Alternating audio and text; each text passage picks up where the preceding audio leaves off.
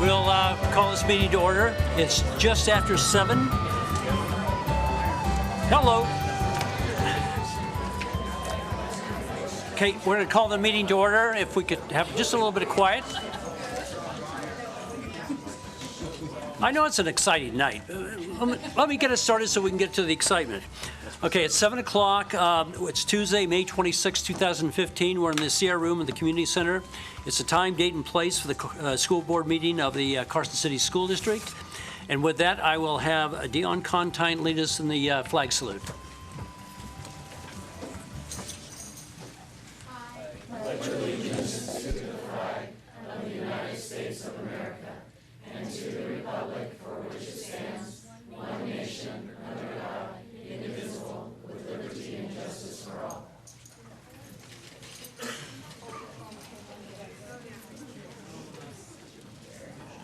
Have a motion for the adoption of the agenda. So moved. Second. Second by Laurel. Any comments from the audience on the agenda? Seeing none, all in favor? Aye. Okay, opposed? Okay, the agenda has been adopted. Agenda item number 3, it's the superintendent's report, and now the excitement begins. Richard? Thank you, President Swerzik, members of the board. It's my privilege to be here with you this evening. At the end of the school year, we have a number of individuals and programs that we'd like to recognize. So I'd like to begin by asking Coach Rob Ma, who is in charge of our track program at Carson High School, to come forward, and he's going to help introduce the state track meet athletes.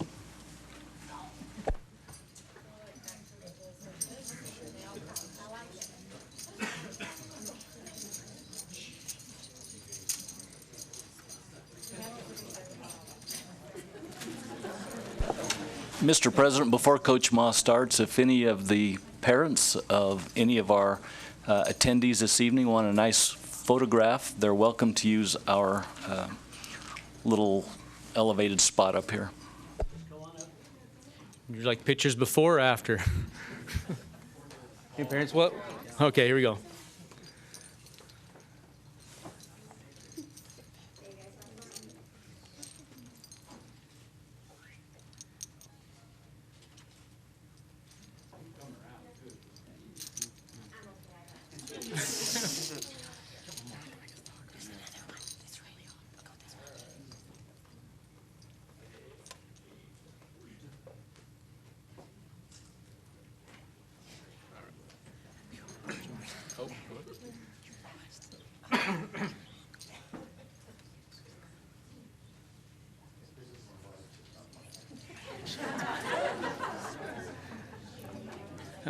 President and board members, it's my pleasure to introduce you to some of our members of our track team here tonight. Just as a quick recap, we have just finished our season, and we had regional trials, regional finals hosted at Carson High School this year.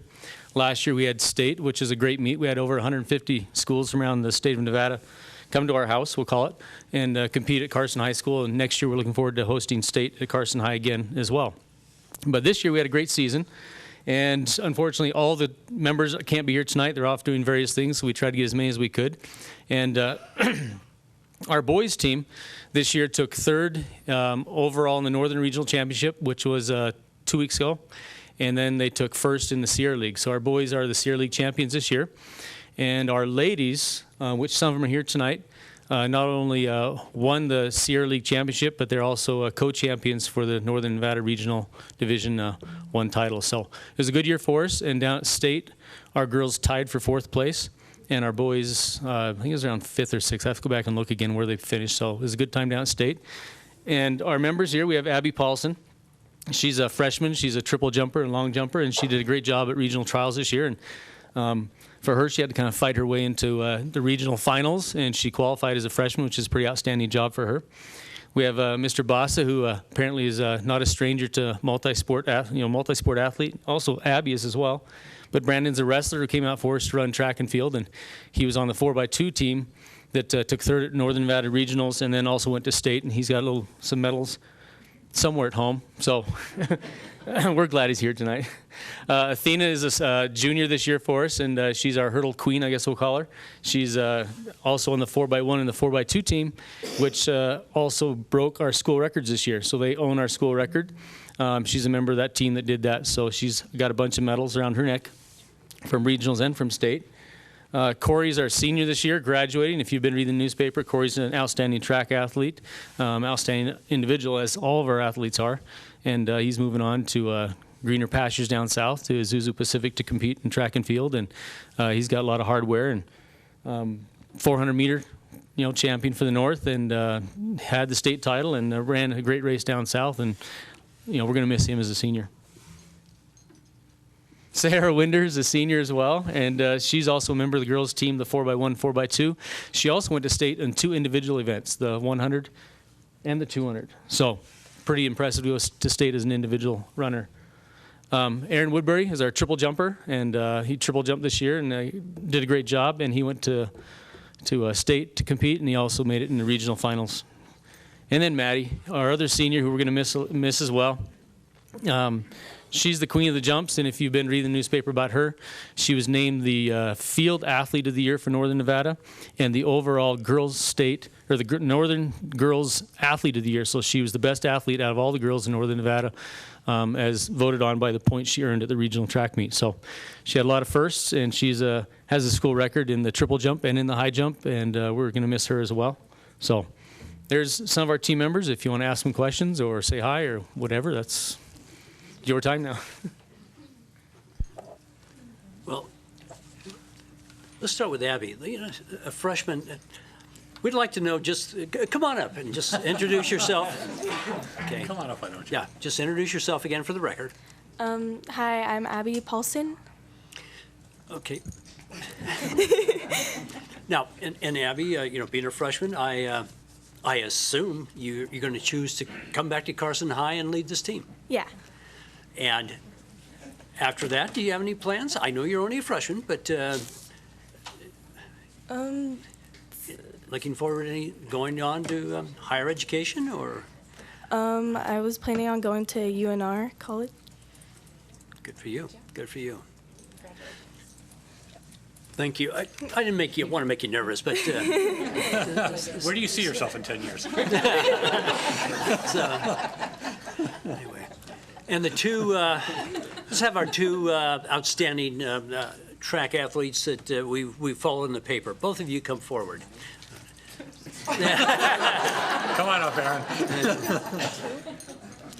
Okay, now again, each of you, where are you going to school, and why did you choose that school? I'm going to Isuzu Pacific University down in Southern California, and it's a really good track school, and especially in the multi events like the decathlon and heptathlon. That's what I'm planning on doing. Good for you. I'm going to UNR, and I'm going there because I want to stay close to home. Well, good for us here at UNR, then. We benefit. So, well, thank you. Thank you for what you did. And all of you, thank you for all the time and effort you put in. And Coach Ma, I look forward to seeing you here a little bit later on. But Another sport, another time, right? Another sport, another time. But congratulations to you for what you've done over the years. You're a pretty terrific leader of these kids. Thank you. Thank you. So, thank you for your time.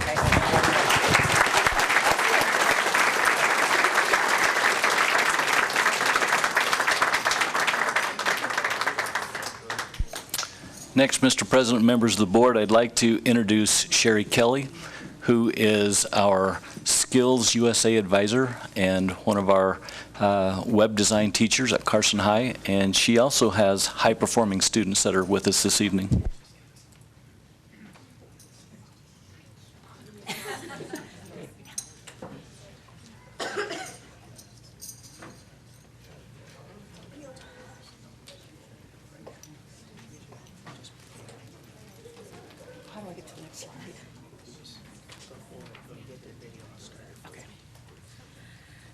Righty. Members of the board, President, thanks for having us here tonight. We're the Skills USA members. This year, we had 2 teams place with gold, and there wasn't in a skill competition, it was in a leadership competition. And part of the leadership competition is you have to keep track of the process that you created your project with, and create a portfolio, and then a team member will present it. And the first one I'd like to talk about is Gia Wong Fortunato? Yes. Okay. She did chapter bulletin board, and over there on the screen you can see a picture of it, and she'll kind of explain to you what's going on and how it was created. Hi, my name is Giovanna Wong Fortunato, and I am a sophomore at Carson High School, so I still have 2 years in this organization. But I'll kind of explain to you what our promotional bulletin board is. So the purpose of our promotional bulletin board is to inform the students, parents, and members of the community about the Skills USA organization, and to keep the current members updated on Carson High School Skills USA. And then also as a part of our bulletin board, we have some interactive content known as augmented reality. And so on our board, we have a QR code that can be scanned using a QR scanner on your smartphone. And once you scan it, it'll bring you to the App Store where you can download the free Erasmus app. And this app will allow you to scan any of the dated leaves on the board, and it will bring up more detailed information on your screen regarding what happened on that date. So if you want to try this app, you can download it on your phone. It's Erasmus, AURASMA, and you can try it on a $20 bill. You can scan the front or the back, and you can kind of see an example of what will happen. And then also on our board, we have another QR code that can be scanned, and it'll bring up the Skills USA, or Carson High School Skills USA Facebook page, and it will give you more information regarding important dates and events regarding Carson High School Skills USA. So that kind of sums up what our promotional bulletin board is and how it informs the community about the Skills USA organization. Great. Thank you. Any comments? Just that when I did the senior projects, Mrs. Kelly took me over to your board, and that was really cool when you use the little thing and you put it over the leaf, and all of a sudden all this information pops up. So it was quite the project. All right, thank you. Okay. Our second winners was the chapter display, and this is it's kind of like a trade show display that you're advertising or letting people know about Skills USA, and the theme this year, which was Skills USA 50 Years Champions at Work, because it's the 50th anniversary. The way this started is our students, they've been the nationals, and you have to be the best. You really have to have technology, interactivity. And so they've been planning and talking about it for years, and they talked about Pac-Man game, then they thought slot machine, okay? So the idea came about, we were at a Carson High CTE advisory board meeting, and they wanted to know what Skills were doing. I said, yeah, we're looking for a slot machine because I have 3 girls on the team and me. I didn't want to build a slot machine. It was easier just to get the machine itself. And Dream It, Do It, I was given the name George. He knew Duke Goldman at IGT and said, call him. And we did, and they jumped right into it to help us. Talk about a community partnership that really works. They gave us a tour on how everything works. And then, of course, we were able to get a machine that wasn't working anymore. They took all the gambling out of it. So basically all you have now is 2 monitors and a computer. We have 3 members. We have Sarah Crystal, she's working. Amanda Breen, she's working. And then we have Jessica Baza, and we'll let her talk about it. The slot machine, no, can't say slot machine. Informational kiosk, okay, I just let you know. And we brought a video because it's something that you really should see. So, Jessica? All right, for our chapter display, we created an informational kiosk, as Ms. Kelly told me to call it. What you do is you push a button, and the reels will start spinning, and you will get a year of something that happened important during Skills USA, such as 1966, when Nevada joined Skills USA. And we have multiple dates. Some of them have animations, which Sarah had created in Flash. I had worked on the programming through a program called Unity, which is a gaming development software, and we had a mentor from ITT come in. Her name is Mariah Gudeter, and she helped us kind of make this project come to life, and we were able to make the logo, all the reels, and have everything show up the way we want to. Do you have the jackpot? Shortly. Okay. We even created a little jackpot feature, and so if you push a little secret button that we kept on the screen, you will get a jackpot, and there also is a random chance that you'll get one. So it's kind of like works like a real slot machine, but we made it more like for skills. Is that it? Okay. And I brought up, like, not supposed to say, the information kiosk. IGT they helped us be able to do this project because there's lots of laws that you have to do, even though there's nothing gambling as long as it has the serial number. And they went through the compliance gaming committee in Kentucky and Nevada and the Adjutant General's office for us to get permission to take this to Kentucky. So there was a lot of community involvement being able for us to get this. And the last thing that really surprised us, over the weekend we went to Home Depot because we have to build a crate.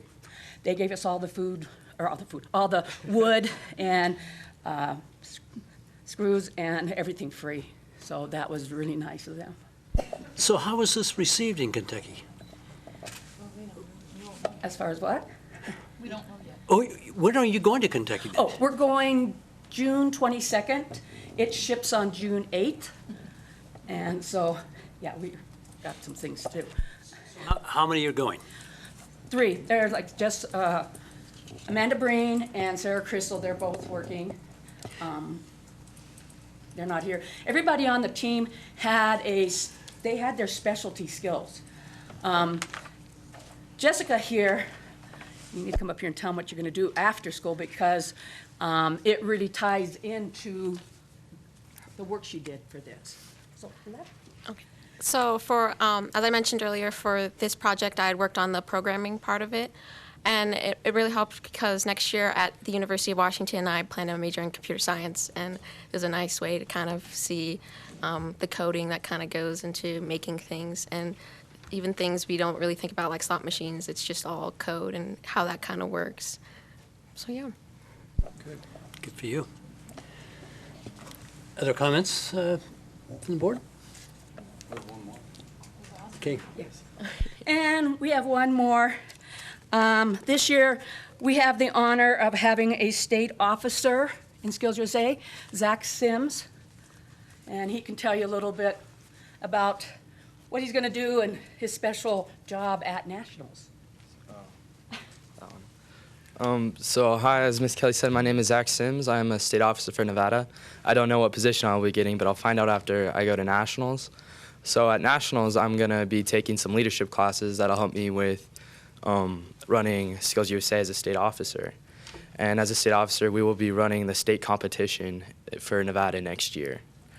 And yeah, we'll be running everything, and it's going to be hectic, but it's going to be fun. It's going to be a lot of work, but I'm really excited for it. And also, the special job that I have is that I'm actually the Nevada flag bearer for Nevada. I'm going to be taking the flag onto the stage and putting it on a post for the state of Nevada. Good for you. And Zach, I'm sure you have plans after high school? Yeah, I'm a junior right now, so I'm not totally decided on what I want to do yet. I'm thinking about becoming either an engineer or journalism. They're far apart. It makes no sense to be one or the other. As far as being an engineer or journalism, they're two completely different things. But I don't know yet. I'm excited for what I want to do, and I'm excited to find out what I want to do when I go to college. Good. Well, congratulations to all of you.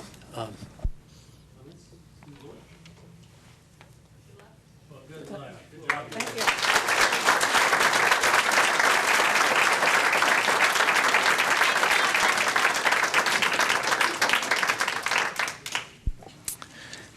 Mr. President, members of the board, carrying on with my report, I would next like to introduce from Carson High School our FBLA Advisor of the Year, Mrs. Angela Golick, to introduce some of her students. Hi, I wasn't expecting that introduction. I thought that was like later. But I do have some students with me. Come on up. First of all, Future Business Leaders of America is growing at Carson High School, and I'm very proud to be part of the growth that's taking place. Betty Forrester, 5 years ago, started FBLA in Carson High School, and she retired 2 years ago, and at the time, nobody really wanted to step up to the plate and continue it, and I said, I know what this program is about, and I'm not letting it go. And I see the amazing skills that FBLA teaches our students for the future, and I did not want to walk away from the program at all.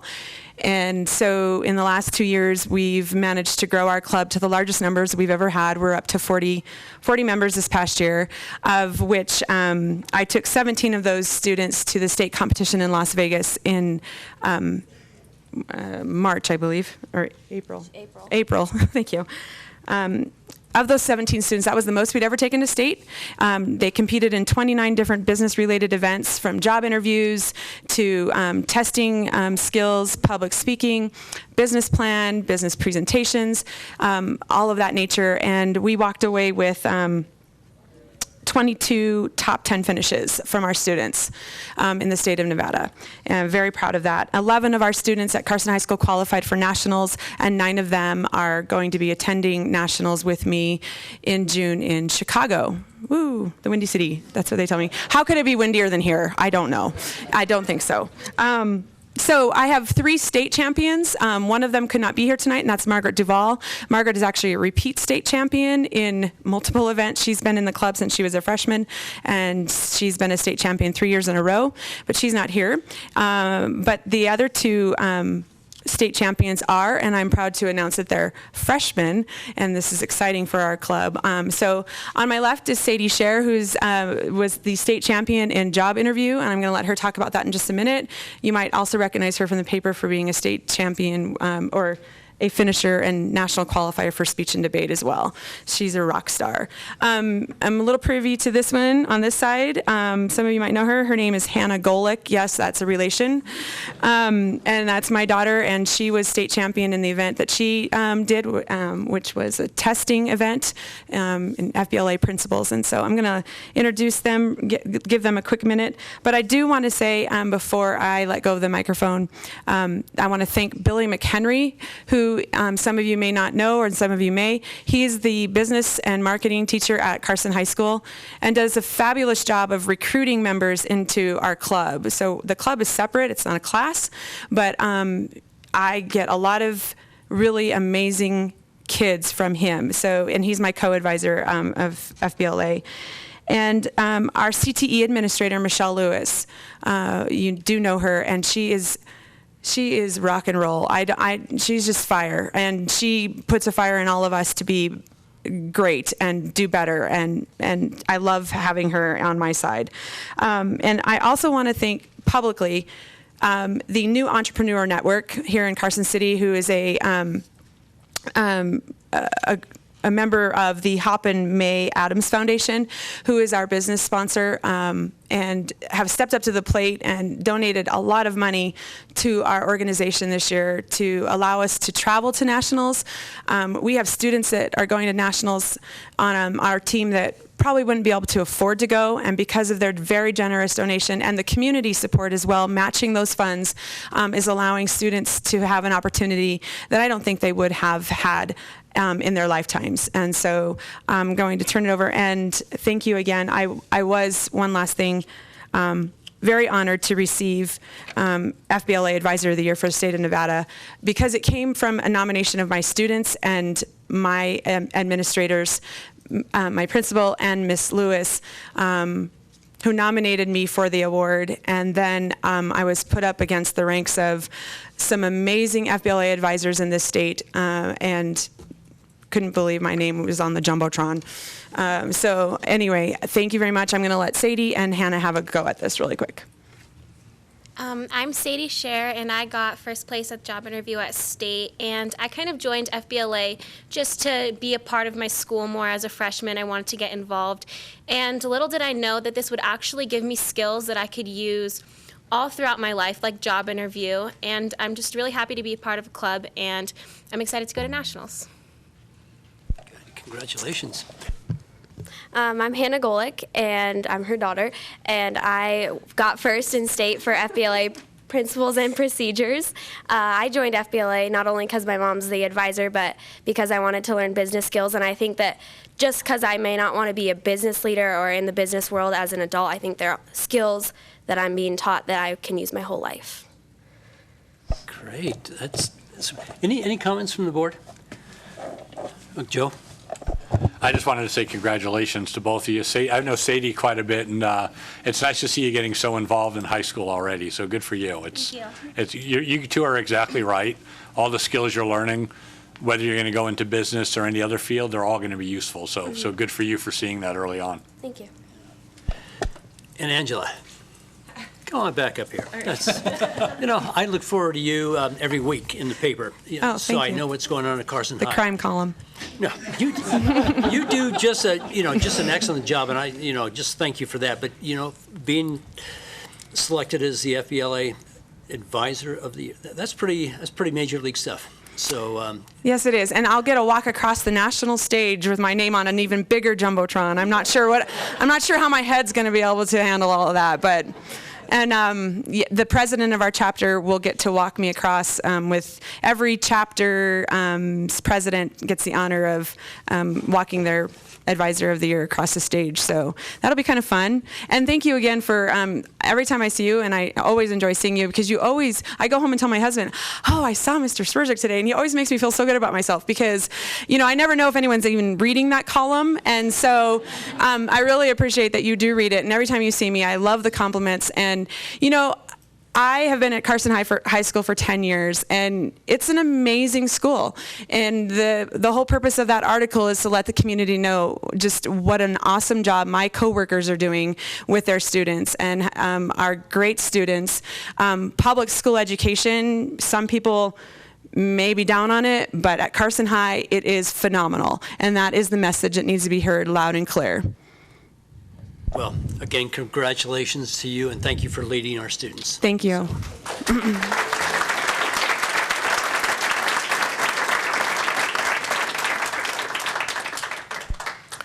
Next, Mr. President, members of the board, we have a new contest that we were made aware of, and we were very fortunate to send a student actually several students from Pioneer High School, and we have a gold medal winner tonight, and very happy to introduce him. But I'd like to turn the time over to Mr. Jason Zona to introduce this young man and the program. Mr. President, members of the board, thanks for having us tonight.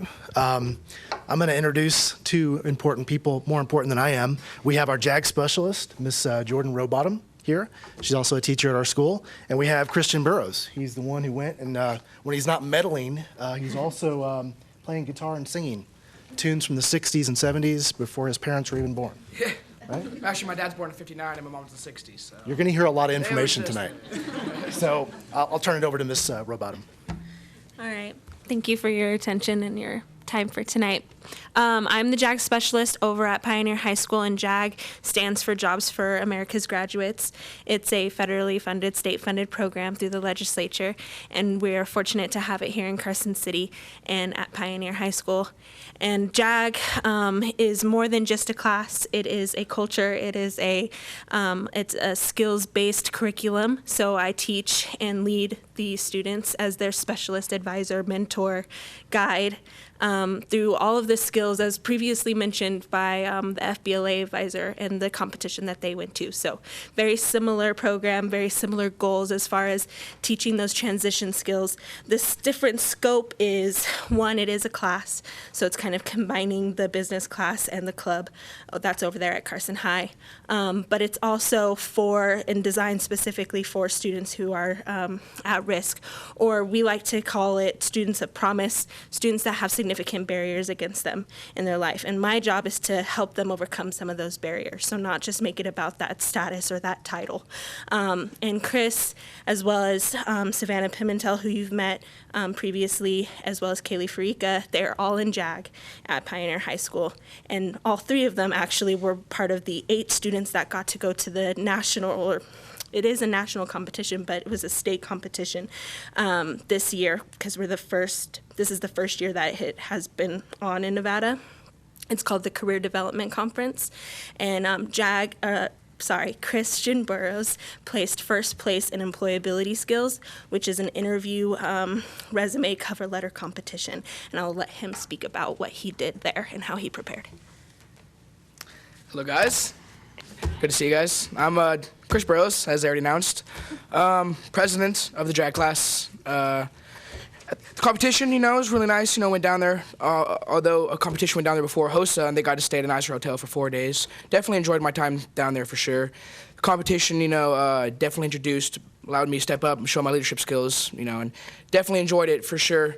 Definitely totally surprised that I got first place, actually. And the funny thing about it, as Pioneers sit at the table that we're at as they're announcing the awards, we were all pretty bummed, because we didn't think anyone got an award.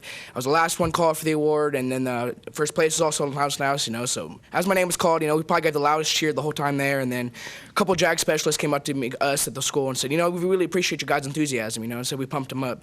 So, I just want to thank the whole board here. I want to thank everybody who's helped me out along the way without even knowing about it, because it's my first time meeting all you guys here, and thank you guys for allowing JAG to go on at Pioneer, because it's definitely allowed me to show skills that, I've never really displayed before, so.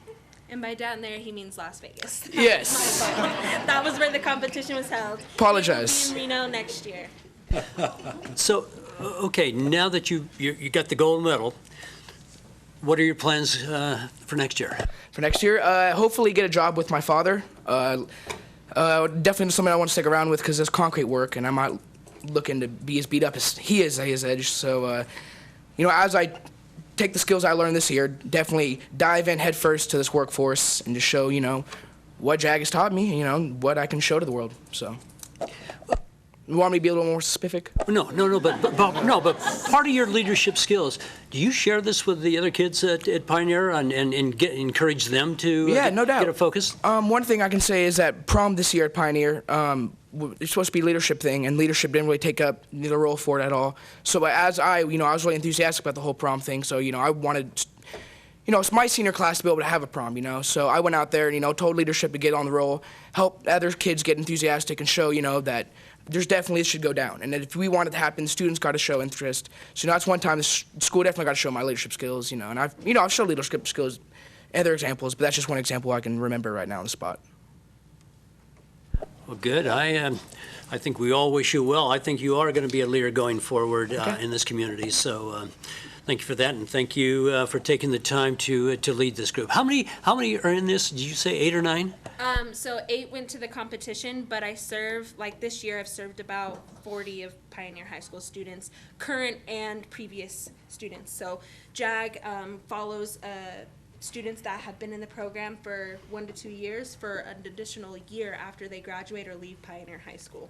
So I have students that were at Pioneer last year when they had when Pioneer got JAG for the last half of the school year, and I followed up with them for once a month this entire school year. So I consider them student served, because I can provide them not only funding services, but I can provide them just guidance, more advice, just helping them break down those barriers that are preventing them from success in their transition for success. But then currently I probably have about 24 students in class. Well, thank you for all of your work and guidance, and I'm sure this is just going to grow. So, good for you guys. Thank you, guys. Additional comments?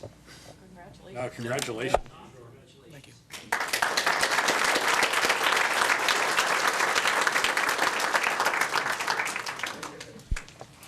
Mr. President, if you would join me at the rostrum, I'd also like to invite Jake Jones and Savannah Pimentel to join us there.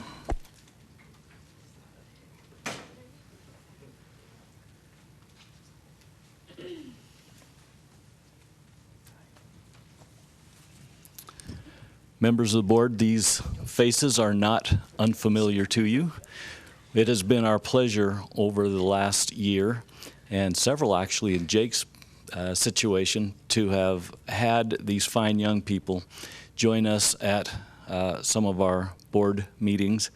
And I say that with tongue in cheek because I've heard Jake talk about us before. But it really has been fun to watch them grow and to bring here to our meeting things that are going on in their lives as students at our high schools. And it's been a delight to watch them grow and change and to improve their speaking abilities and their organizational skills, and just to watch them as young people. And it's been, I consider them as colleagues, and very happy to reward them a little bit with just a card and a gift of thanks to let them know how much we appreciate the time that they spent here with us. I know when they'd probably much rather be home doing homework. Nevertheless, we wish them all the best in their future activities, and just want to recognize them here this evening.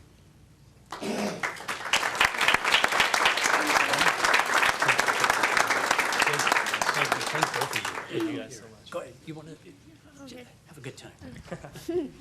Okay. Hi, guys. Well, I never thought that I'd be on the other side, but how's it going?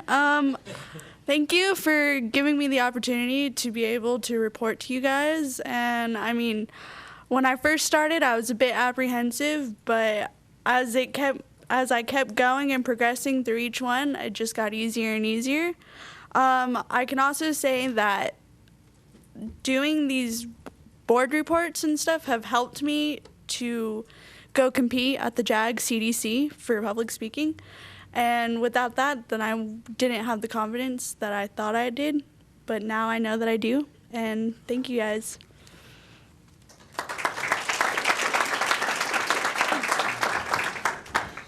So I kind of gave a little goodbye spiel last time, but I just would like to reiterate how much it's been, or how much fun it's been to be on the board as your representative from Carson High.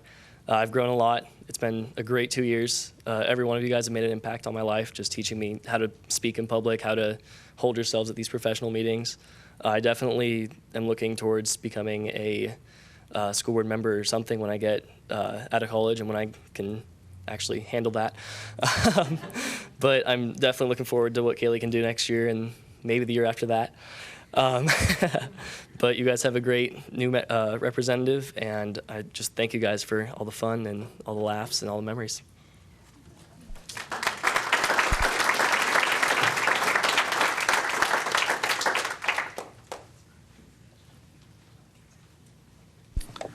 Finally, Mr. President, members of the board, just want to make you aware of a just kind of an additional piece of information. We had originally posted that there was a conflict between Carson Middle School and Eagle Valley Middle School's promotion. We want to correct that at this time. So the I'll start with Eagle Valley Middle School's 8th grade promotion is on Thursday, May the 28th, and that begins at 1 p.m. in the Eagle Valley Middle School gym.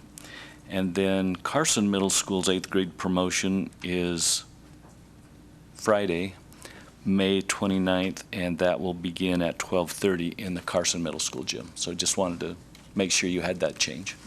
And Mr. President, that concludes my report. It was a lot of fun, huh? This makes it all worthwhile, just to be here and see and share these, or listen to the experiences of everyone going forward, and all the work, not only of the students, but all of our advisors and leaders that are bringing these kids along. So congratulations to all of you. With that, we can take a 5-minute recess and then come back for the board reports and the rest of the meeting, because I'm sure some of these people now probably want to go home. So we'll just take a 5-minute recess.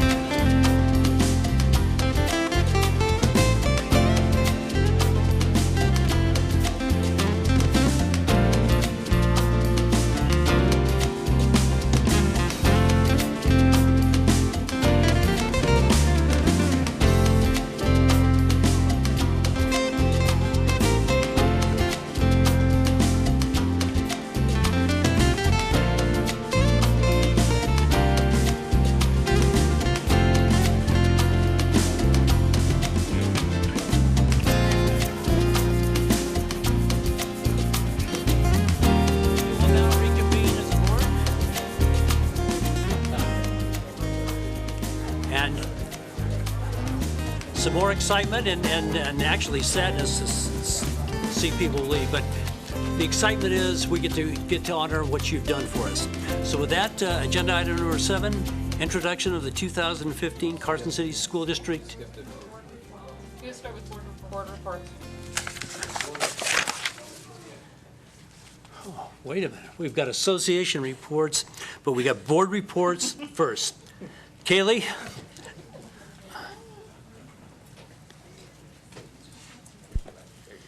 Good evening, Mr. President and members of the board. My name is Kaylee Lambert, and I will be this year's Jake Jones. So this week is the last week of school at Carson High. So finals are being held throughout the week. Tomorrow is cap and gown distribution for all of the seniors. And Thursday and Friday are minimum days. We get out at 11:40 in the morning, which is awesome.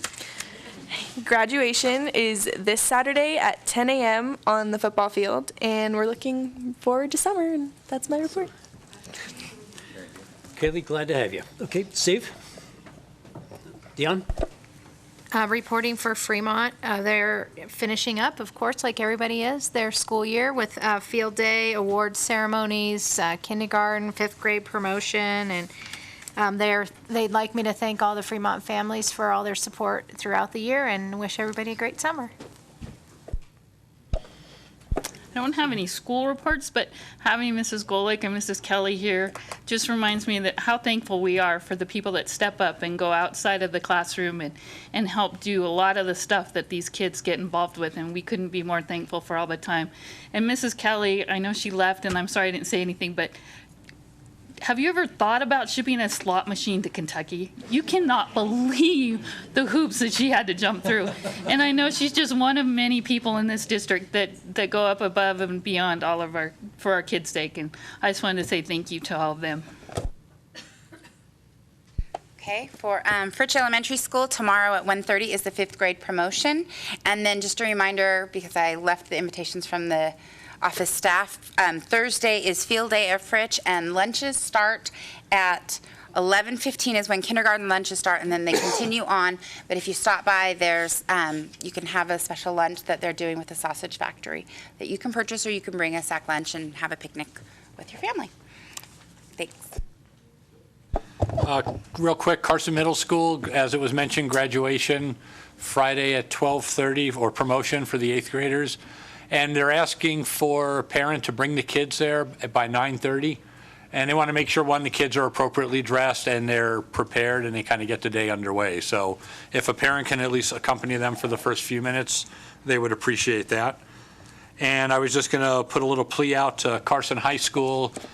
Every year I'm there for graduation. You can't get there early enough to get a good parking spot. So please be patient with all the volunteers who are there trying to help you get across the street and into the stadium, because it's going to be a warm day, and everybody would just appreciate everybody's cooperation. So it should be a great day. Okay, and I have just one item here. All of you have gotten the NASB nomination forms. Next Wednesday at 2:30 at the district office, I'll be getting together with Richard and others. If any of the board members would like to join us, as we go through these nominations, because I think this year we have a lot to be very thankful for. And you mentioned a couple of people. We have a chance to nominate some people. And I think we ought to take the time this year, the people that are doing it, the educators, the administrators, the people that work behind the scenes to help our kids. So if you'd like, 2:30 in Richard's office. If more than a quorum show up, why don't you do this? Why don't you either call Richard or call me? I don't have to be there, but just going forward, where we get more than 3, we've got an issue, and we don't want to do that. So just give me a call and whatever. If you really have a desire, if you want to get involved in this is the time to do it. So it's Wednesday, 2:30. I would just ask for Mr. Pavlakis' opinion. My suggestion would be, Mr. President, that if any of the other board members have nominations, that they probably get those to Mr. Stokes prior to your meeting with him. That'd probably save everybody the the time and trouble of trying to avoid having too many board members at okay.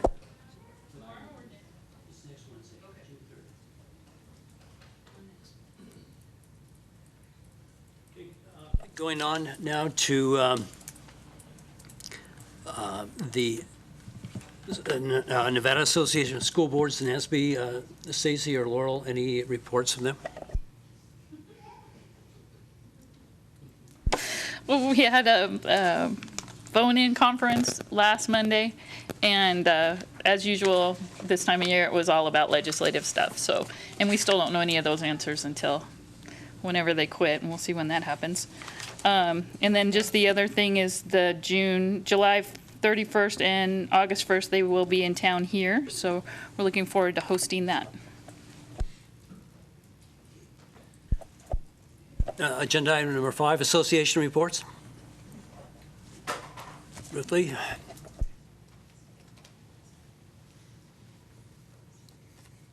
Good evening, everyone. I'm speaking for behalf of the Carson City Administrators Association, and we want to say congratulations to all the retirees and to thank them for all that they've done for not just our students, but our schools as well. So thank you. Thank you. Any other association reports? Okay, see. Now we're on to agenda item number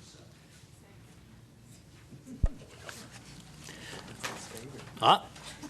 We have public comment first, and that's for any item that is not in the agenda. If anybody in the audience would like to come forward and speak to anything that's on your mind about the school district, now's your chance to come up. And say none? Now we're going on to agenda item number 7. And that's the introduction of the 2015 Carson City School District retirees and employees who are leaving the district after 10 or more years of service. Dr. Jose? Good evening, board, everybody in TV land and staff. Great night, great to celebrate folks that have had at least 10 continuous years with us. Those are retiring, and those that are going to make other life choices. So with that, I wanted to share with you a couple of items. One is that I just did a quick total of everybody here, and combined with all these years of continuous service, we're looking at 719 years total. Wow. Yeah. How many is that in dog years, Kathy? I'm getting Kathy up here next. We have I think a record 32 people on this list. 3 people RSVP'd saying they would be here. 9 had regrets, and then 20, I don't know. So it could be an interesting night. With that, I do want to let you know that in order to receive this new award, you have to be a 1995 model or older. So with that, let me introduce Kathy Monet. Come on up, Kathy. She's treasured in our district, and I'm going out of turn here because I can. Yeah.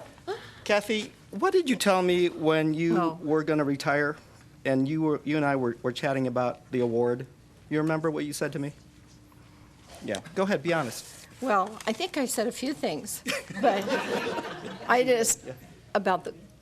Yeah. Okay, well, I just emailed him and said, I mean, this was about 3 months ago, and said, I was just thinking if maybe we could change it from a clock for the awards for retiree people. I didn't even say I was doing it, but maybe we could do like a cruise. And then I said, to an island, but not Alcatraz.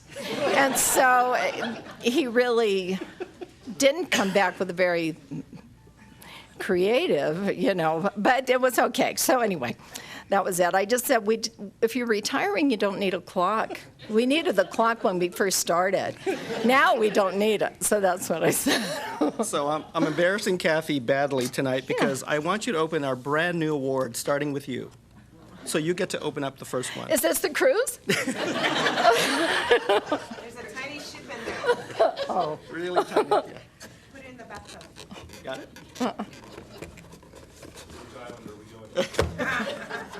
Oh. Did we spell your name right? Okay. Good. Yeah. This looks like our Sierras. It's beautiful. Thank you. Oh, you're welcome. You get to stand up here. Mr. Connolly, come on up. Thank you. We're going to start with Eagle Valley tonight since Kathy's starting us off. This is beautiful. Nice digs. Yeah.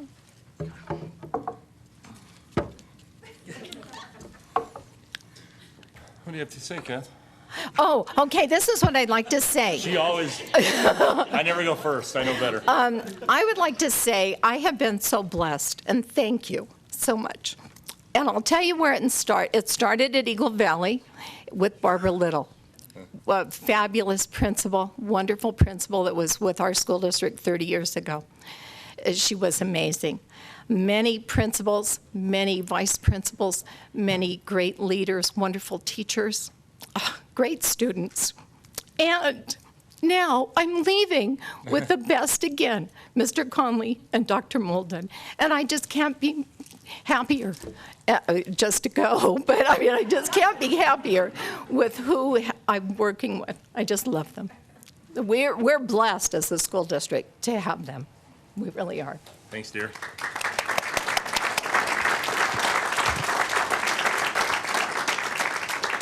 I just want to say real quick, because this is about them, not us, but honestly, Eagle Valley is so fortunate to have people like Kathy, because Kathy not only kicks butt at her job, I mean, she keeps stuff off my desk and makes, I wouldn't have any hair if it wasn't for Kathy. And so what little I have, my wife is kind of thankful for, and so she loves Kathy.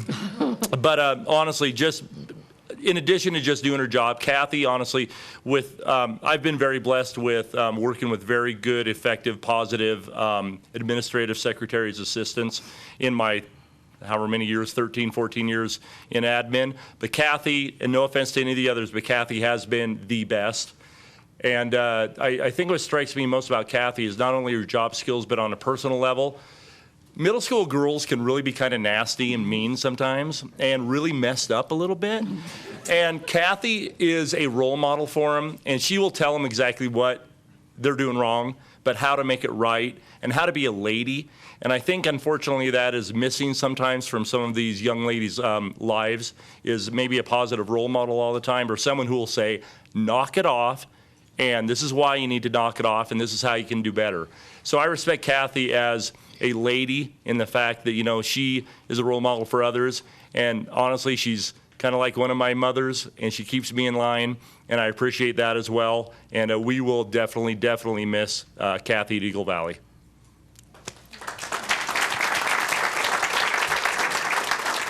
Yeah, this is beautiful. Isn't that better? Yeah. That's better. It's not as good as a Hawaiian trip. But love it. And Kathy, you can use the box. It floats on the water. Yeah, thank you so much. Congratulations. We're going to miss you.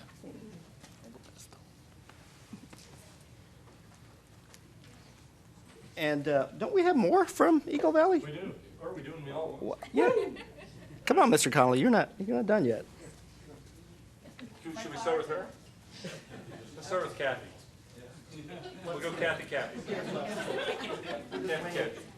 We're just winging it. We're winging it now. Do you want to introduce her, or shall I? You can do it. Okay, cool.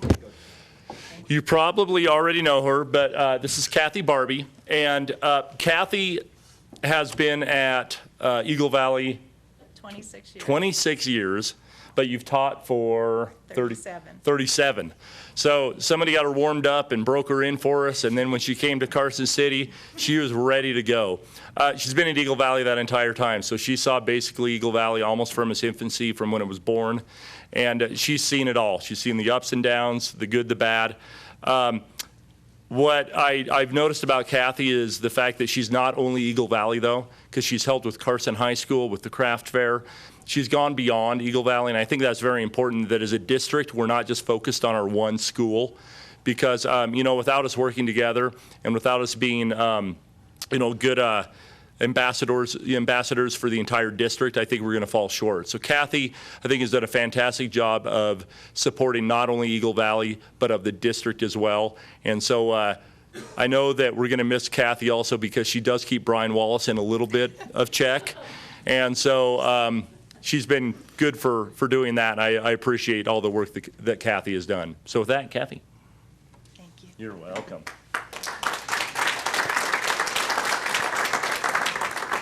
I want to thank everybody. It's so surreal to be standing here.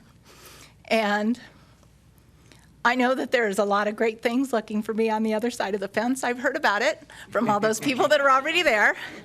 And in 3 more days, 3 more, you knew I had to get the number in, I'll be looking forward to joining all of the retirees. The years that I've had with Carson High and with Eagle Valley has been tremendous. I've enjoyed working on the craft fair. I've enjoyed everything that I've done with all of the teachers, with the students, with all the parents. This year I had 7 children of former students. So it was like, wow, time to move on. But it was very special in that way as well. Whether it's at the board meetings, whether it's in the classroom, whether it's at the many workshops that we've had, I've enjoyed so much working with everybody and all of my colleagues and the super students and the staff that we have here, as well as the wonderful board and the school district that we've had. Thank you so much for everything.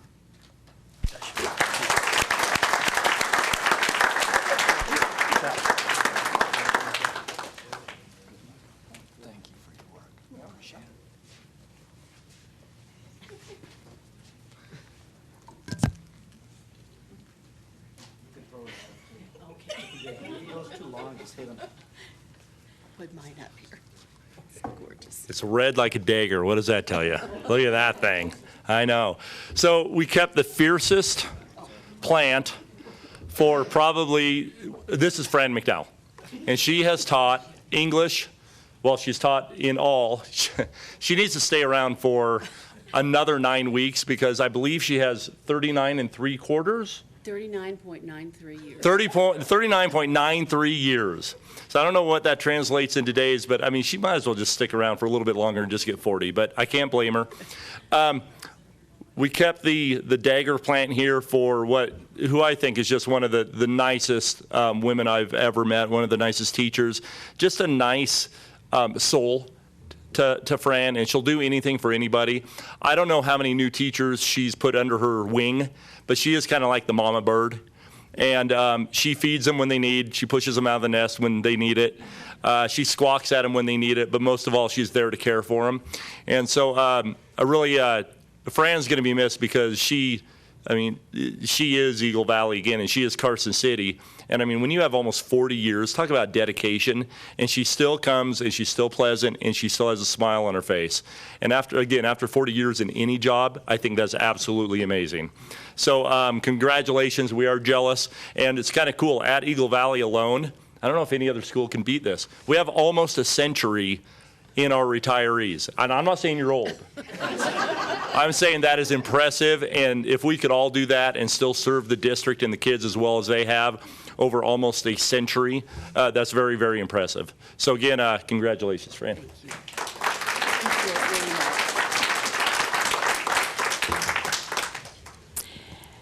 Well, it's been a long journey, but I've enjoyed every minute of it.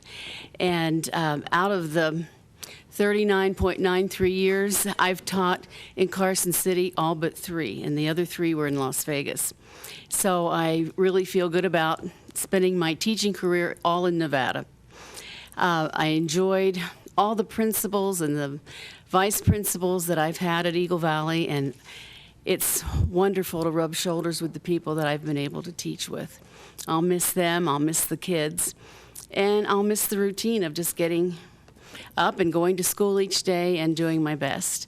But I really want to thank all of you for the opportunity to be able to teach in the Carson City School District for so long. You've been wonderful to me, and I want to say thank you, and I want to say thank you to everyone that I've worked with.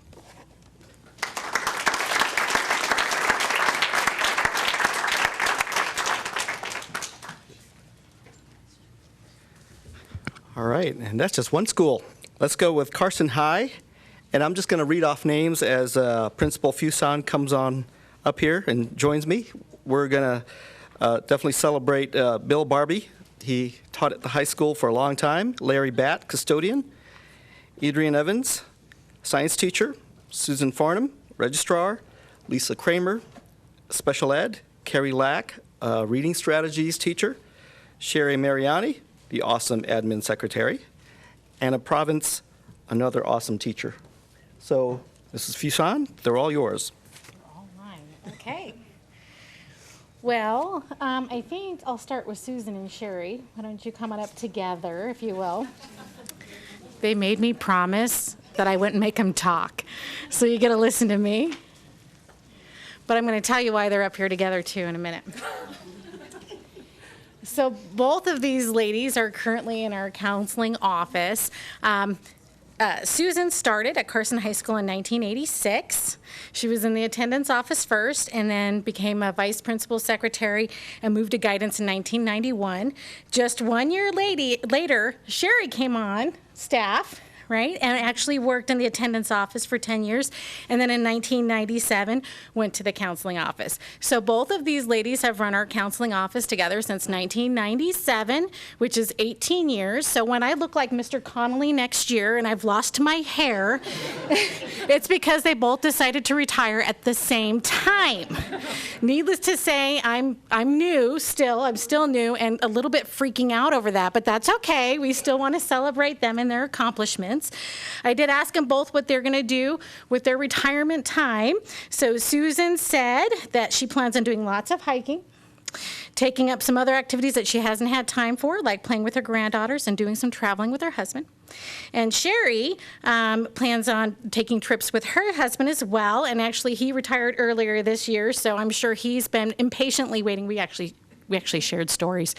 When the husbands retire, they do a lot of phone calling and they get really obsessed about what's made for dinner, right? So she needs to go home and make sure that she's making dinner or helping him with the dinner thing, so she'll be doing that as well. But I want to congratulate both of these ladies and, again, thank them for their time and service to our district. So.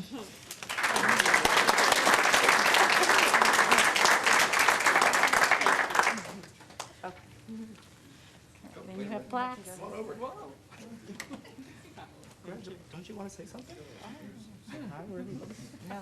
No, thank you. Thank you. Congratulations. Thank you very much. Thank you, ladies. All right.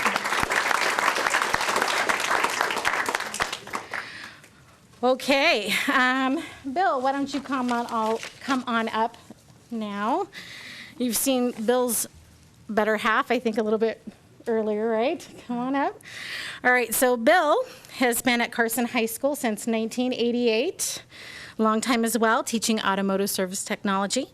He has been a teacher for 34 years, 7 years in Montana and 27 years here in Nevada. When I asked him what he was going to do with retirement, he said, my retirement is going to be me time, doing what I want to do when I want to do it with no time clock. I plan on enjoying retirement, being able to do some travel to places I have not been to, spending time with my mother, who's going to be 94 this year, spending more time in Colorado with my son until he has enough of me, and just being able to do the things I've done that I have not had time to do for a long time. So we want to congratulate Bill and thank him so much for his time at Carson High School. He's been a really big influence on a lot of our kids, and he's provided a program for a lot of our kids that I think is really unique to making sure that they're engaged in school and have stayed and graduated, and he's going to be really, really missed.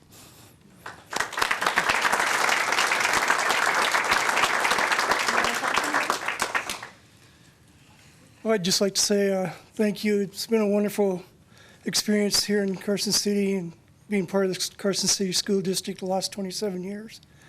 I've really enjoyed the students I've had over the years, and it's always great to go out in the community and run into a former student and see how successful they've been and hear them say, you know, thank you for teaching me. And I just want to say thanks and work with Mr. Stokes, you know, the past, 7 years? 14, Bill, but who's counting? 14 years. You know, he's been one of the best superintendents I've ever had. You know, I worked in 3 different school districts, and Mr. Stokes has been one of the best. And I want to thank him also. Thank you very much.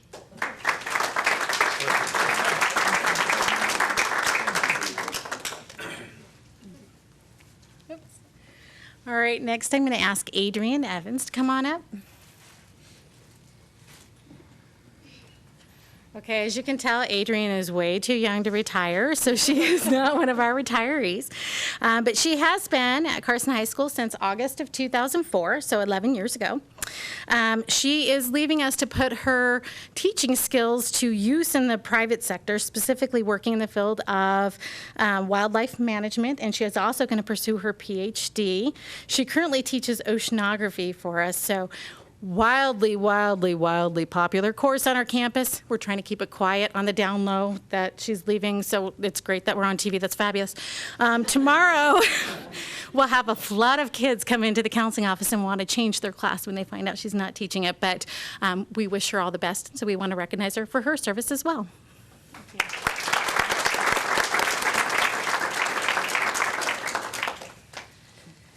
I definitely thank you for your experiences letting me do this, and definitely all my high school kids know, my former ones and my future ones, that I'll always be around to help coach and shuffle them in the right direction. So.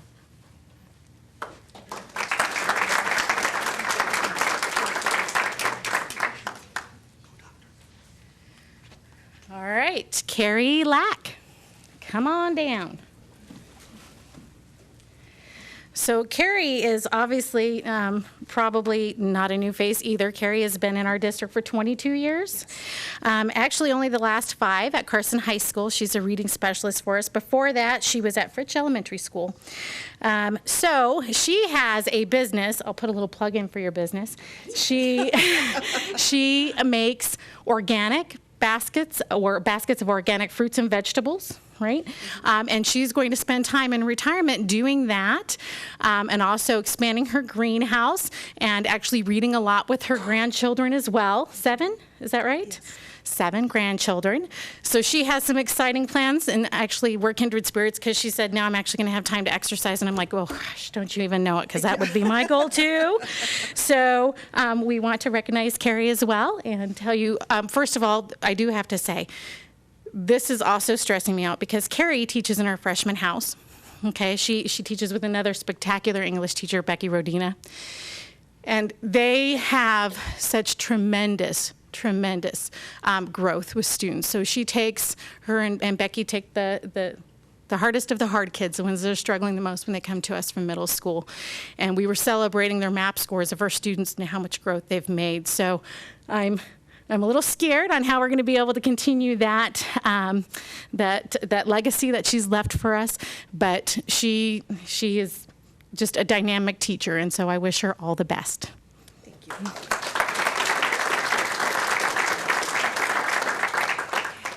Thank you very much. It's been a really great ride, a wonderful, rewarding career.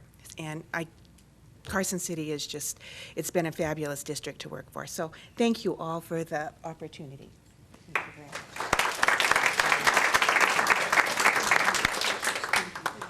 And last but definitely not least, Anna Province, come on down.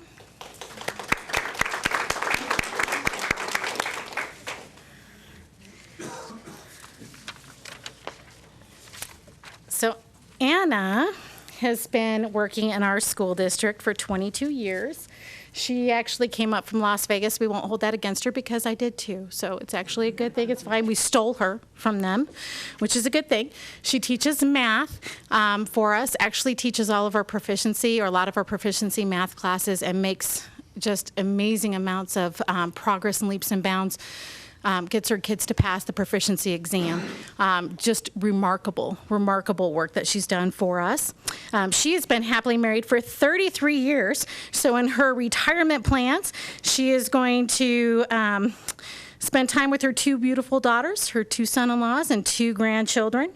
She's going to move on to a new adventure with all of them. She's going to spend more time with her new golden Chesapeake mixed puppy.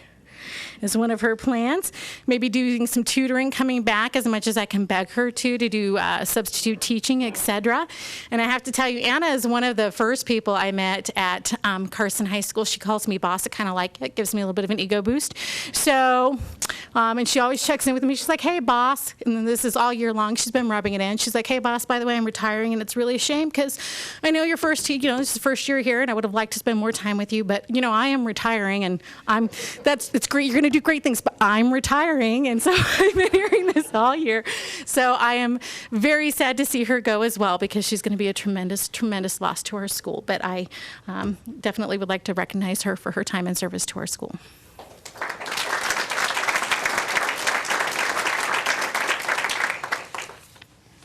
It's okay, I call everybody boss.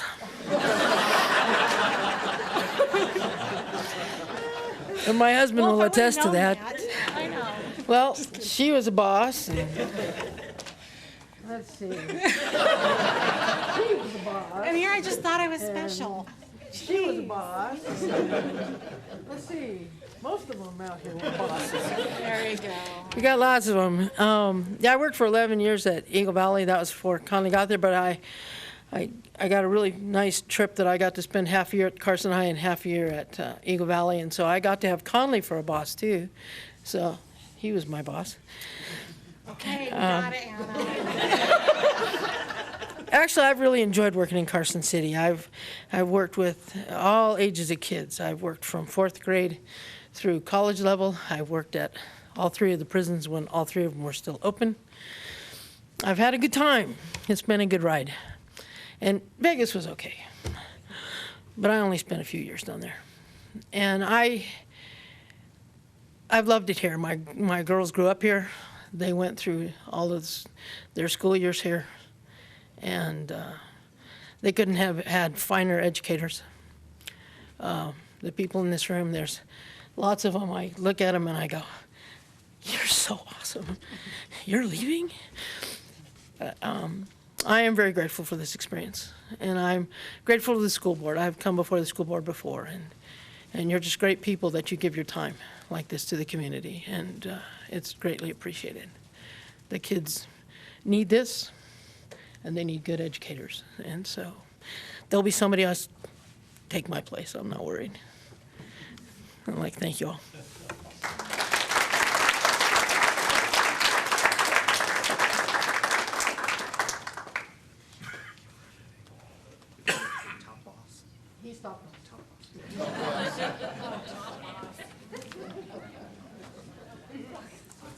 Oh. Is Mr. Bat here? Oh, come on down. Oh, sorry. Cassie, you want to come on up too?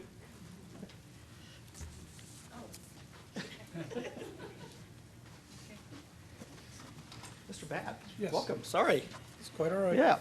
Sorry, I was told you weren't coming.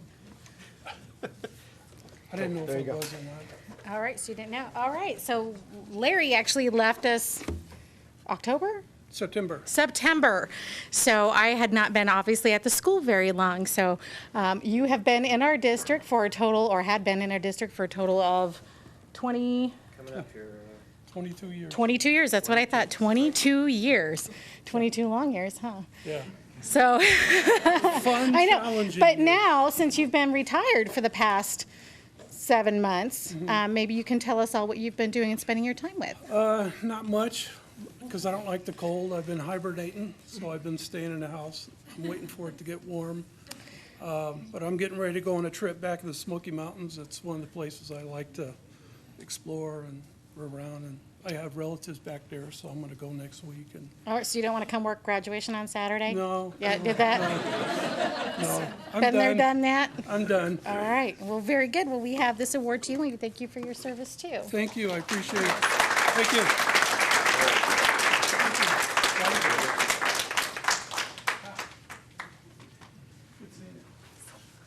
All right. I have 4 eyes, still can't see. Sorry about that. Thank you, Mrs. Wilkie.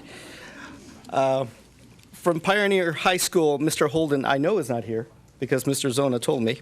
So he's getting his award at school. And from Carson Middle School, I want to invite Mr. Butler up here, and he will introduce Lisa Crossgary.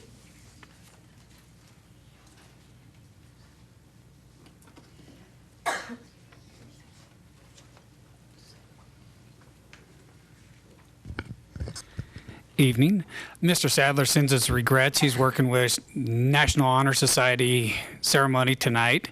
And so he gave me the opportunity to present Mrs. Crosscarry to you. To start off with, I'm going to start off embarrassing myself. As my wife knows, and now Mrs. Crosscarry knows, if you do not tell me to buy flowers, I do not buy flowers. And I don't care.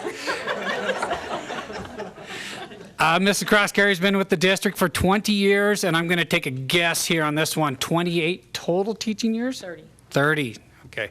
We went off and on for a few years saying, I'm retiring, I'm retiring, I'm retiring. I lost count.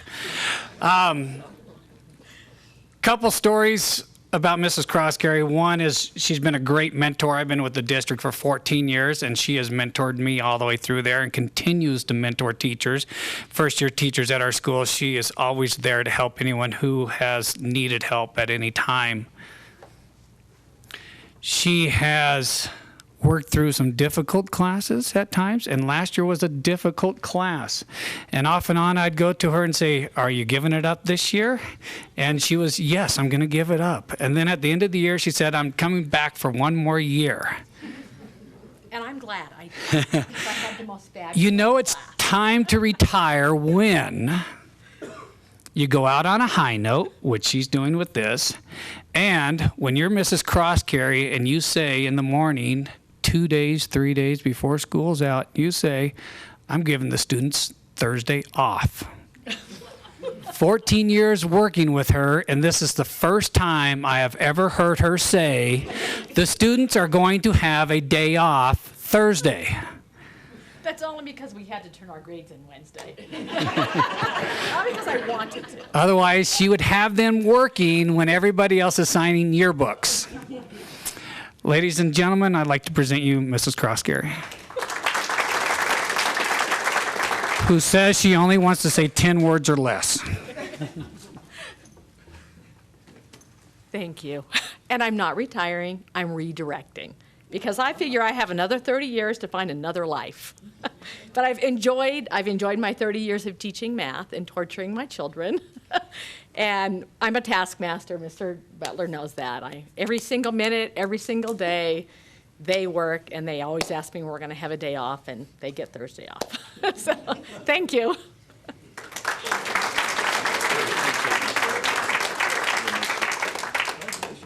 Oh, sorry.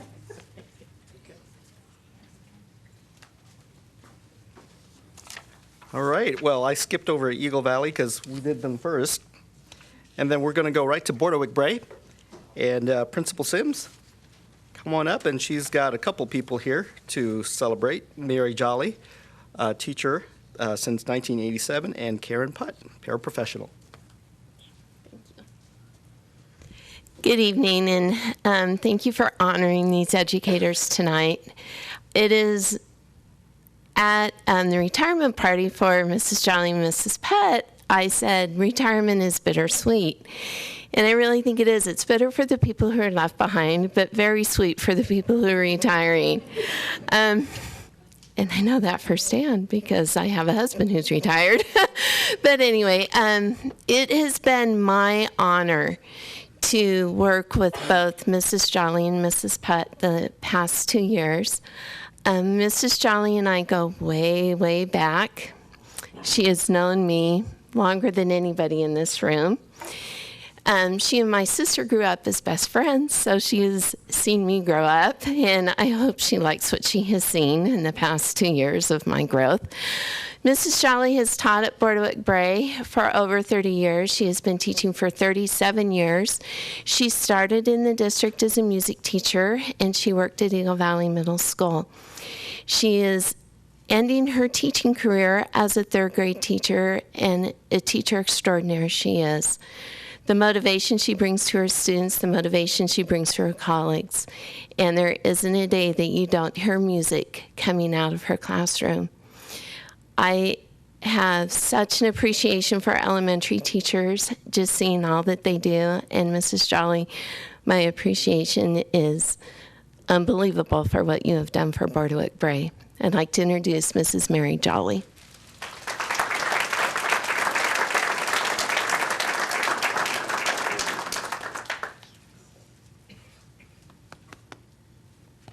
Yes, she's changed a lot since she was 7.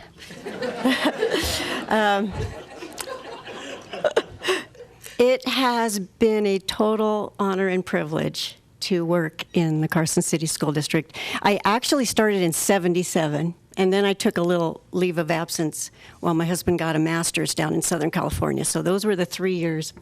But I've taught 34 at Bordewick-Bray. My car knows no other place to go. I'm sorry. But all of our children went through Carson City schools. Fremont, Bordewick-Bray, Carson Middle, Carson High. It's been wonderful to work with such dedicated professionals that I've met over the years here in Carson City. Some of our leaders are here tonight, former leaders and former bosses. And thank you. 37 years just went by like that. So it's been wonderful. Thank you very much.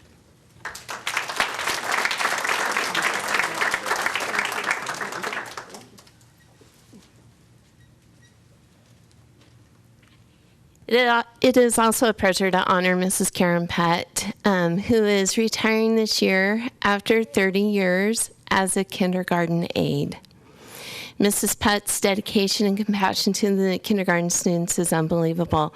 And she has seen so many changes in kindergarten, going from half-day kindergarten to full-day kindergarten is a huge change. And she has stepped up to the plate with the students that she works with. She is so caring and compassionate, and she just loves those kids, and those kids know that she loves them and they love her. I'd like to present Mrs. Karen Pett.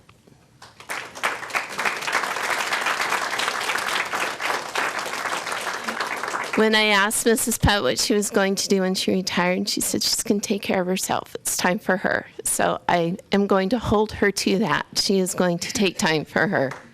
Yes. I just want to say thank you for all the years and the people in here that I've worked with. Mrs. Kima, Valerie, thank you. And I have really enjoyed my years with the kindergartners. I will miss my work, but it's time for me. So I thank you. Love you. Thanks.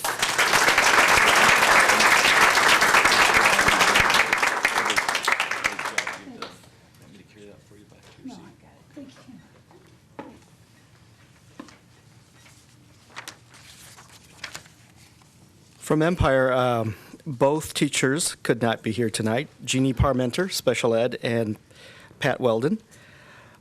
They both served really well at Empire for a long time. From Fritch, Margie Aldrich is not going to be here either. So just so you know, she's been outstanding and really has helped Fritch with all their movements as a school teacher and also as the SFA facilitator there. And then I'm glad to know that Principal Calario is here for Mark Twain. So come on up, Principal Calario, and she's going to celebrate Mrs. Dot Doyle, 5th grade teacher, Denise Eberly, Judy Foster, Gracie Nagel, the late Laurel Terry, and Maria Wilson.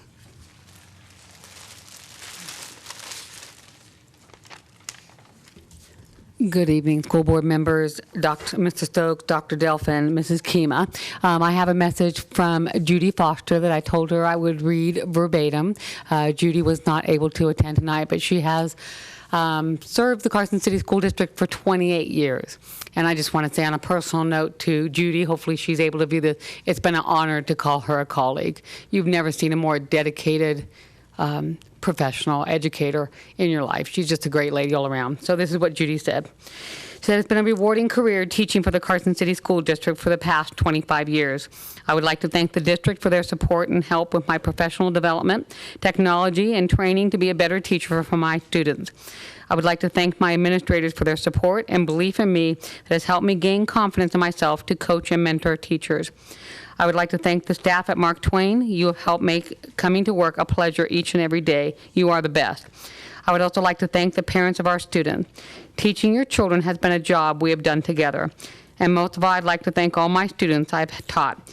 You are what the past 25 years has been all about. I love teaching you and being part of your lives. So that's from Judy Foster. So I also would like to honor Dot Doyle, who is also retiring from our school. And the words from Dot was that she said she's never been in a place where it's been more compassionate, not only for the staff, but the students as well. And she said it's been a joy to work for Carson City School District. Dot served 14 years as a teacher and 13 years as a librarian media tech. And so it's with her that we honor also. She has moved on to Florida. So, Mr. Connolly, I'd like to let you know, 120 years. So we collectively have 120 years. We had a party the other night for our I hate to say the word retiree, but people that are moving on to new adventures. So collectively, we have 120 years, but we have two of our finest here. So I'm really kind of happy that we're doing it together. So I'd like to ask Grace Nagel and Maria Wilson if they wouldn't mind stepping up forward.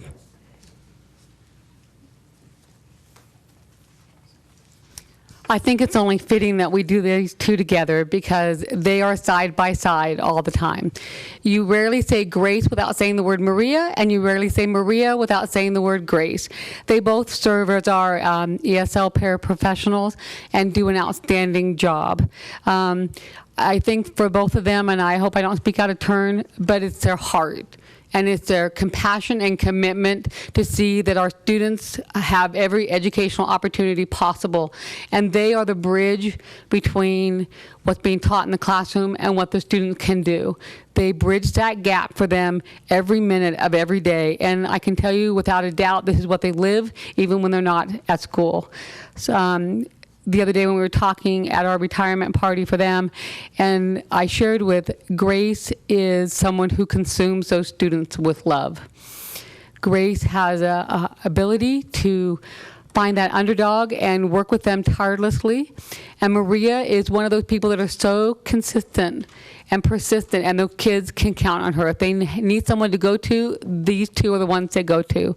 So on behalf of Mark Twain staff, I want to thank both of them for their time and their commitment and just the honor of getting to work with them. Thank you.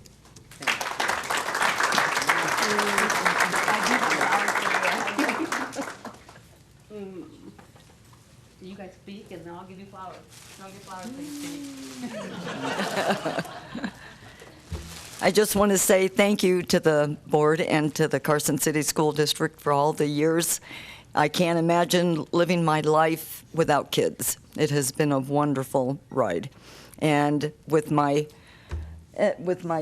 partner in crime, we're both from Columbia, and actually there's 3 of us at our school from Columbia.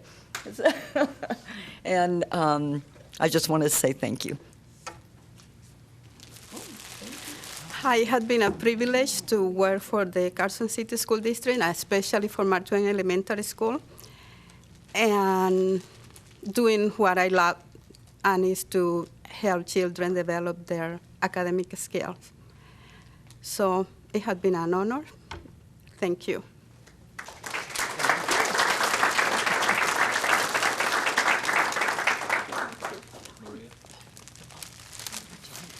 I did share with both of them that I have volunteer applications waiting for them. Our other retiree is Denise Eberly, who also was not able to be here this evening, and she is moving on to new adventures in San Diego. So I think that's it for our retirees and members, right? Yeah. All righty. You got stuff you can take back with you? Yes, I do.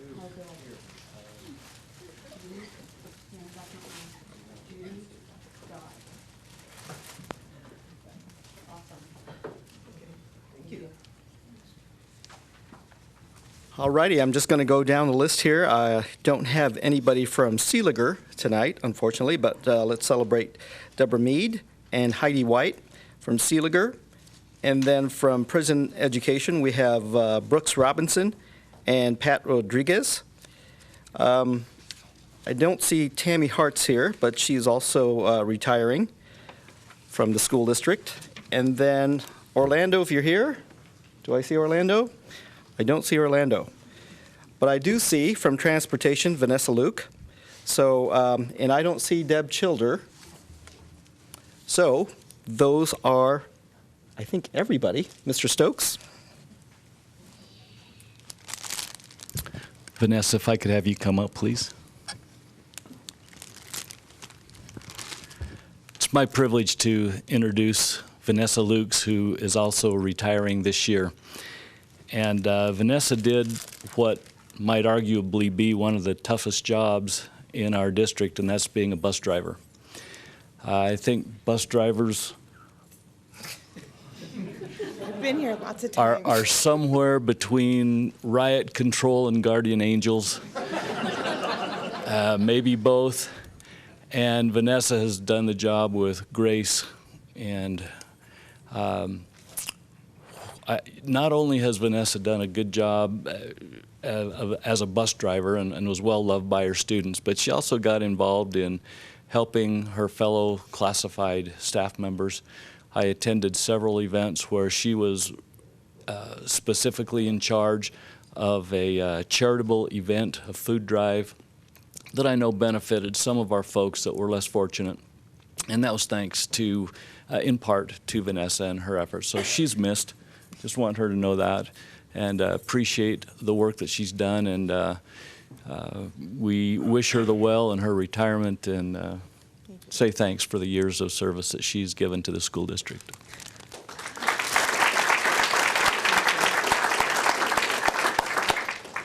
Thank you to everyone on the board and everyone else. I appreciate it.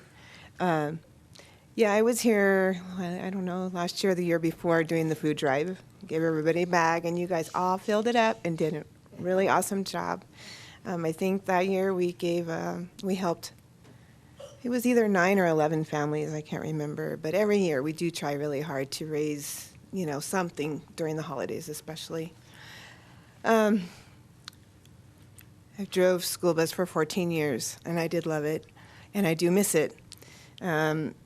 I was a substitute driver when I left, so that basically means you drive whatever you're told to drive and deal with whatever kids you got to deal with.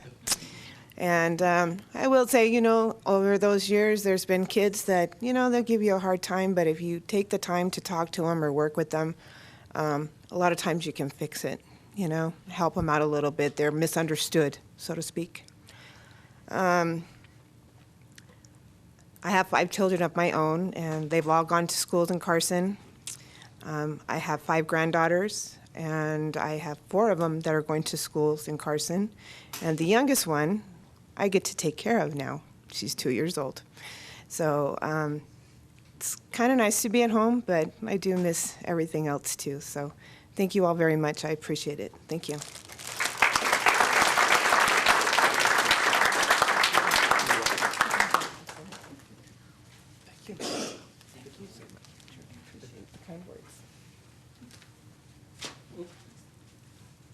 You know what? If you are moving on, redirecting your life, I love that phrase, Mrs. Cross-Carey, please stand up so I can take a group picture. Rise.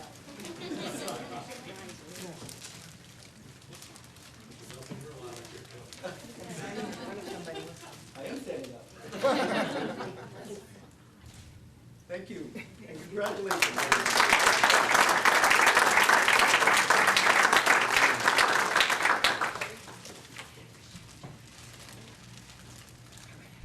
Okay, and I think we're going to take another 5-minute recess here before we continue with this meeting.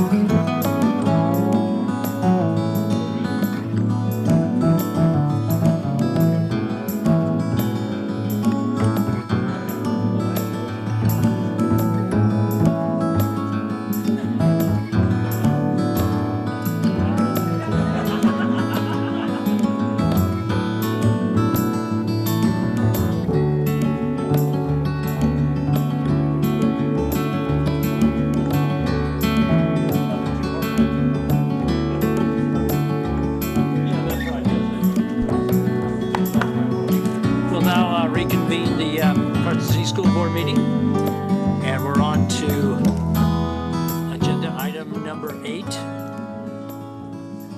which is the informational update on the Gifted and Talented Educational, or the GATE program in the Carson City School District. And it's Valerie Dockery, but I know Dion would like to be here. Oh, they're coming back. They're coming back, okay. Don't worry, it's a really long presentation, so we have plenty of time for her to get back. Can we just table this?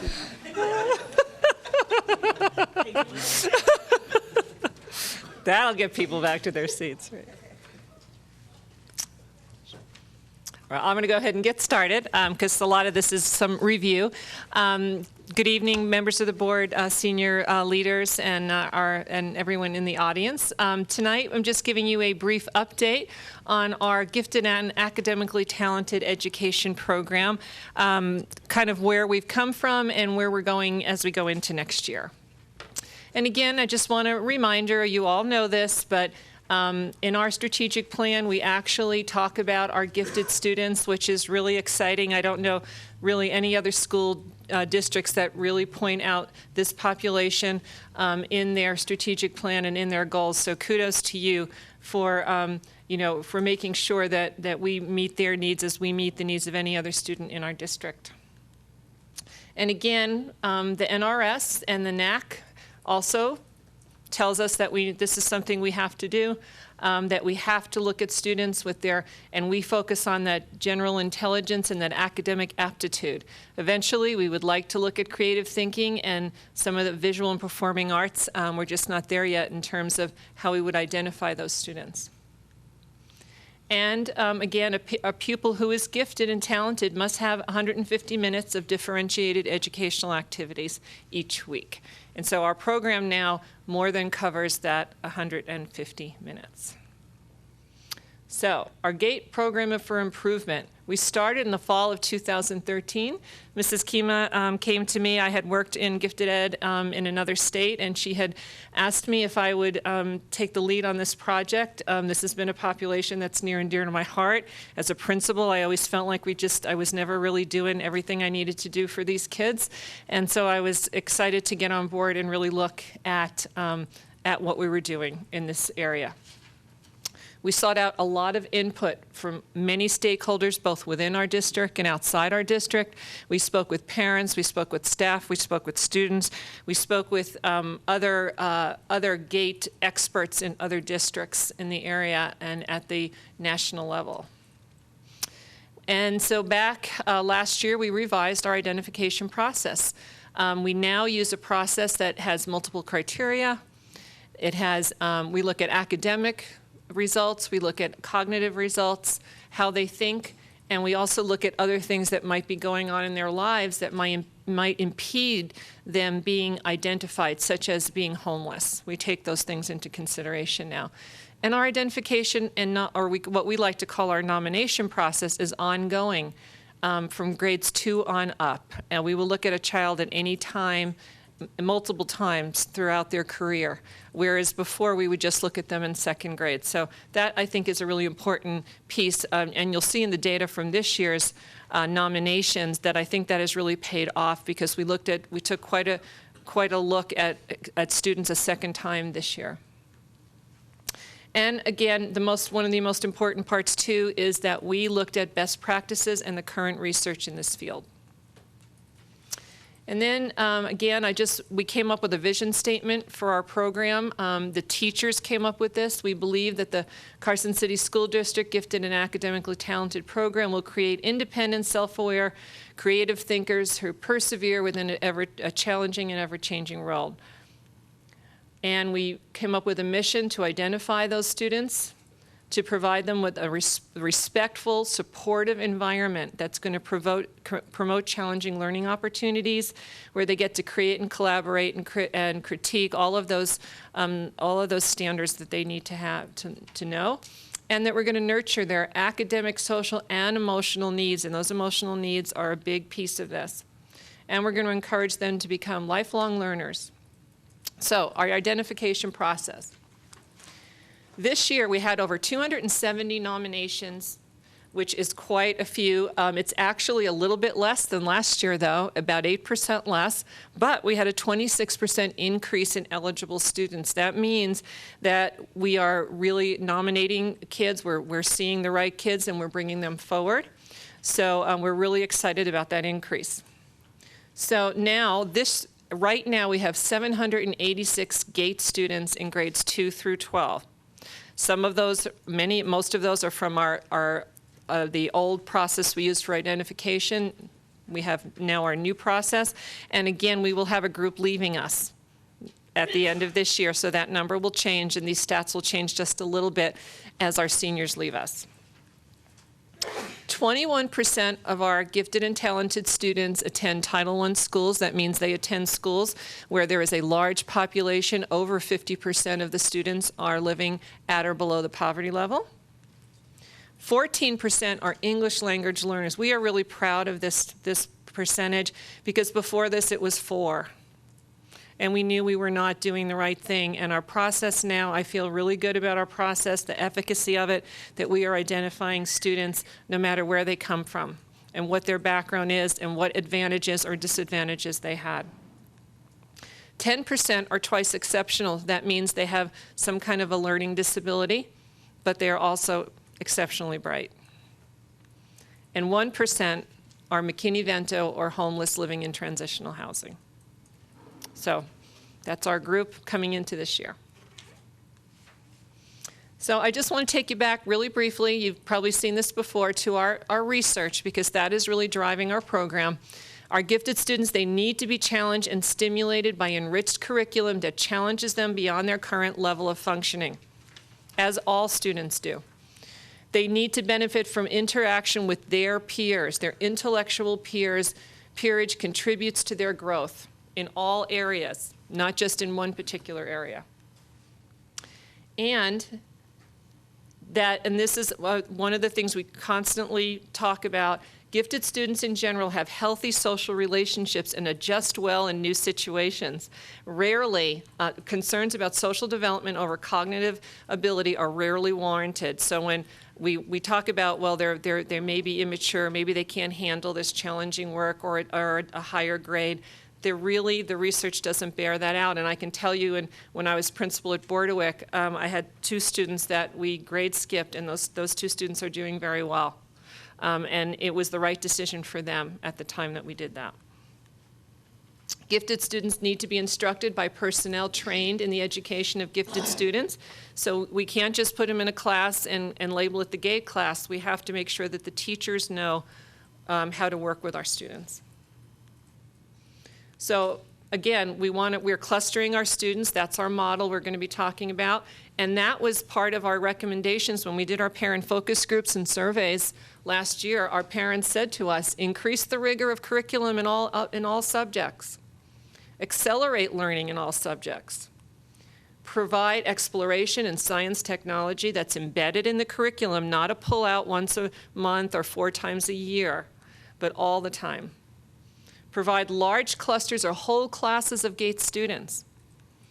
And improve communication with parents, and we're working really hard on that piece, improving our communication. So that's what parents are telling us. And again, we can better serve our students if we cluster them together. The research shows that they need to be with their peers that think the way they do, and that our identification is based on our cognitive ability, and keep that in mind, because students are gifted across the curriculum, not just in one area. They may do better in math versus English or reading, but they have the ability in all areas. They may just have more interest in one area over another. So we want to challenge them across the entire curriculum. And we want to make sure, again, in all subjects. So what does that look like? In our elementary schools, as you know from previous presentations, we're clustering our 3rd, 4th, and 5th graders. Every school now in the Carson City School District has a GATE cluster classroom in 3rd grade, in 4th grade, and in 5th grade. 1 classroom per grade level where those students will be assigned. District curriculum is compacted, accelerated, and differentiated based on those needs, and the teachers learn how to do that in their training. Additional supplies and materials are provided by us, but it's really not that much because they're using the general curriculum. They're just using it in a different way. They take their courses. I can't tell you how this group of teachers, 18 of them, they come together they took their first course in the fall, they took their second course in the spring. They're coming together they decided on their own to come together in the summer and complete the 3rd course. We weren't requiring them to do it till next fall, 2 courses a year. They'll be 3/4 of the way done by the end of the summer. And the class is full. Beyond the 18 teachers, we have another 12 or 13 who are not teaching GATE but want to take these classes, which is great for us as we have movement and retirements, that we're able to have other people with this training. So we have had lots of interest and lots of support. And our teachers also receive monthly support from our GATE consultant, and this has been huge. We can't just train them. We have to meet with them regularly. We have to give them support, help them plan their lessons, look at the rigor, and we have a consultant that helps us do that. So that part will continue into next year. This was the first year of it. It will continue another year. And we are working with our administrators and training them, and that piece will really kick in next year for elementary. This year it was more informal because teachers were just learning. Next year we'll do more formal walkthroughs. What should I see when I'm in a GATE classroom? How does that look different from another classroom? So, based on that elementary program, we decided to go on to middle school and do a middle school cluster program. Identified students are going to be clustered together in GATE courses specific to their grade level, and I have to really give a shout out to all of our middle school leaders and our teachers, our implementation specialists that have been with us through this process and helping us plan it. So if you have a 6th grader who's going to either school, Eagle Valley or Carson Middle, and they are identified as GATE, they will have their own GATE English Language Arts class, their own social studies class, and a life science class. In 7th grade, same thing, GATE English Language Arts, they'll be all clustered together, social studies, and then earth and physical science. And then in 8th grade, again, English Language Arts, social studies, and we will only have the GATE science at Carson Middle next year because we don't have a science teacher, unfortunately, for 8th grade at Eagle Valley. And we don't want to put kids in a class with a teacher who's not trained and call it GATE. So unfortunately, we will not next year have a 8th grade science class at Eagle Valley, but we're hoping that that will change as we move forward. So those courses, depending on the numbers of students, at Carson Middle, there are so many GATE identified students that those classes will be pretty much purely GATE students. At Eagle Valley, we may mix in some high achieving students with that mix to get a class size. We'll have at least two at Eagle Valley, but the second one may not have completely GATE students. So that's that.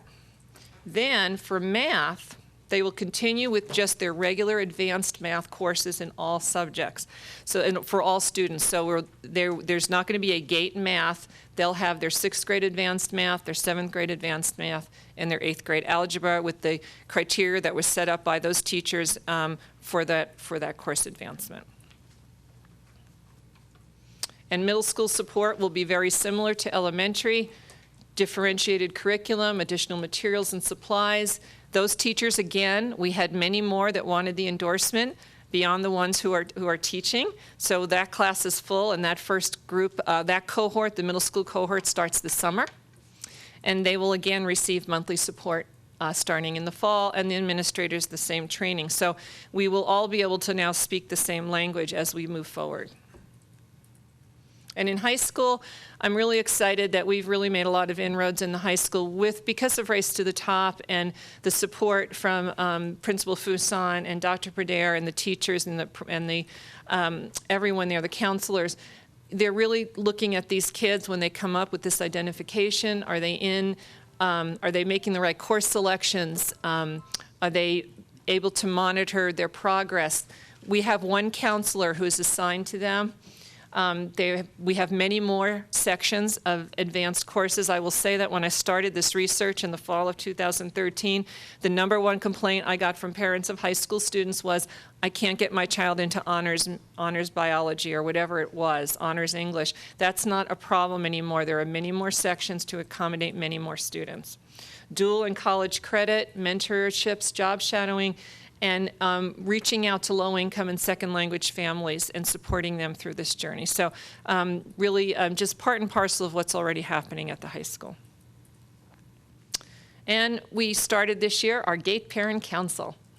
We're meeting monthly. It's gotten a little bit of a slow start this year, but we think we're moving ahead for next year. We want parent input on our program. We want to supply parents with resources. We want to exchange ideas, answer questions, advocate for our students, and establish eventually school councils. And eventually, my hope is that parents will run the council, as they do in other districts. So this will be their council, and they will run it, and they will be the voice for their children. So that's where we're going with that. And again, improving that communication. So finally, next steps, we're going to continue to support those teachers. We would like to start doing some competitions and clubs and things that benefit not just GATE students, but many students, like more Lego robotics, quiz bowl, things like that. We'd like to enrich our programs before and after school. Parents really want that. There is not much in this community in general as far as summer activities for students, let alone GATE students. They have to go to Reno for everything.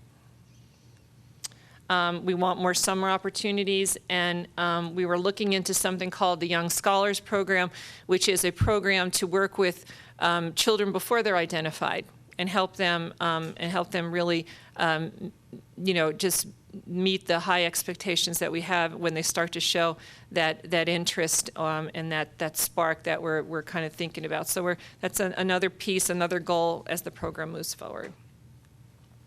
And then we're going to, in the spring, we're going to repeat our surveys and our focus groups. We thought about doing it this year, but we didn't have much time in the program. So we're going to repeat next year our surveys and focus groups so that we have some more data to bring you from our constituents. So I also just want to take a minute to thank our team, Mr. Stokes and the board, for supporting gifted education, Mrs. Kima, for the vision, myself, Mrs. Young. Holly Young is our GATE consultant. We could not have done this without her. our principals, our teachers, and our parents. So we've just been really, really blessed to have so much support as we move forward. So I think that's it. Questions? Question, Steve? I think the gate clustering appears to make a lot of sense. Within those clusters, how do you accommodate the fact that even with the gate program, you'll have students that perhaps can advance at a different pace than other gate students? Yeah, just because they're all identified as gate, that doesn't mean they're all the same. So the teachers, part of the training that they're getting is in how to differentiate that curriculum and their instruction to meet them at how to assess them and how to meet them at their different levels. So even within a gate classroom, you're going to see a lot of different things going on. We've also worked with the principals, particularly in elementary, to make sure that our range of students in those classes aren't really, really wide. And so that we're not having a really wide range within that room itself. So we're making some inroads there, making sure, for example, that our gate teachers are teaching high kids in a gate SFA group, for example. So just trying to make sure that we're covering all those bases. But yeah, a lot of that is the training that they're getting. Mm-hmm. Valerie, I would just reiterate what Steve said. I like the idea of the clustering. Doing research for colleges as our kids are going there and are there. Colleges now, it's pretty common now to have these living learning communities, which is kind of the same idea, where they're bringing these like-minded kids together and teaching them, and they're getting more resources. And so I think introducing them at the school level, at the local school level, really just benefits those types of kids who are generally the ones who are going to go on to that, to that type of environment later anyway. And we plan to do focus groups next year with our GATE students, as we did 2 years ago or last year. And I'll be really interested to see what kind of things they have to say. And just one thing, I'd like to thank you for doing and focusing on the GATE training of the teachers. My son's teacher this last year has said how much she appreciates the training and that it has made her, after she finishes training, she goes, oh, that explains this one. That explains this one. Now I understand this child better. And I think that's where we need to go with it, to help the teachers better serve those students. Because the GATE students, even though they are they're highly capable, they're not always high achieving, and they are at risk for a variety of different reasons. So thank you. Thank you. And next year we also want to do more with just educating our staff in general across the board. Anything else?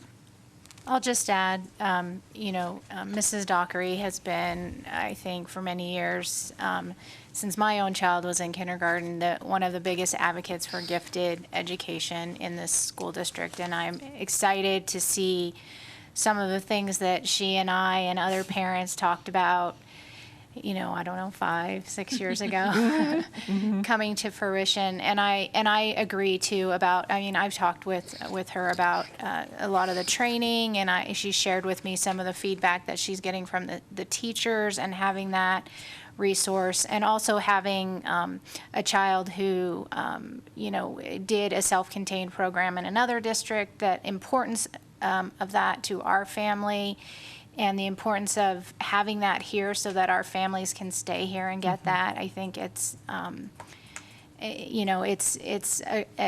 it's what I think could possibly draw other families to this district. And I'm just excited as we go forward to see the teachers be excited and the administrators be excited, and everyone talking and being interested in new programming. And so thank you all for this. Thank you. Anything else? Valerie, going back to the numbers, you said today we have a total of 780 that have been identified as GATE students. It's over 10% of our student population. Which is higher than the national average. But I was going to say, that seemed. But that's okay, because when we were first started this process and we had our committee together, and Dr. Medina is on the committee, and he said to me, more's okay. Because I worried about, I was like, are you sure we're getting the right kids? And he's like, more's okay. It's okay if our process is broader. And that's really the trend across the country. I'm a little concerned about this new legislation that's coming out that's tied to money, because it's got this narrow definition of a test. based on, if it comes through the money, that it'll be based on, we give these kids a test. So I hope that definition of how that per pupil allocation is given out is not quite so narrow as it comes out.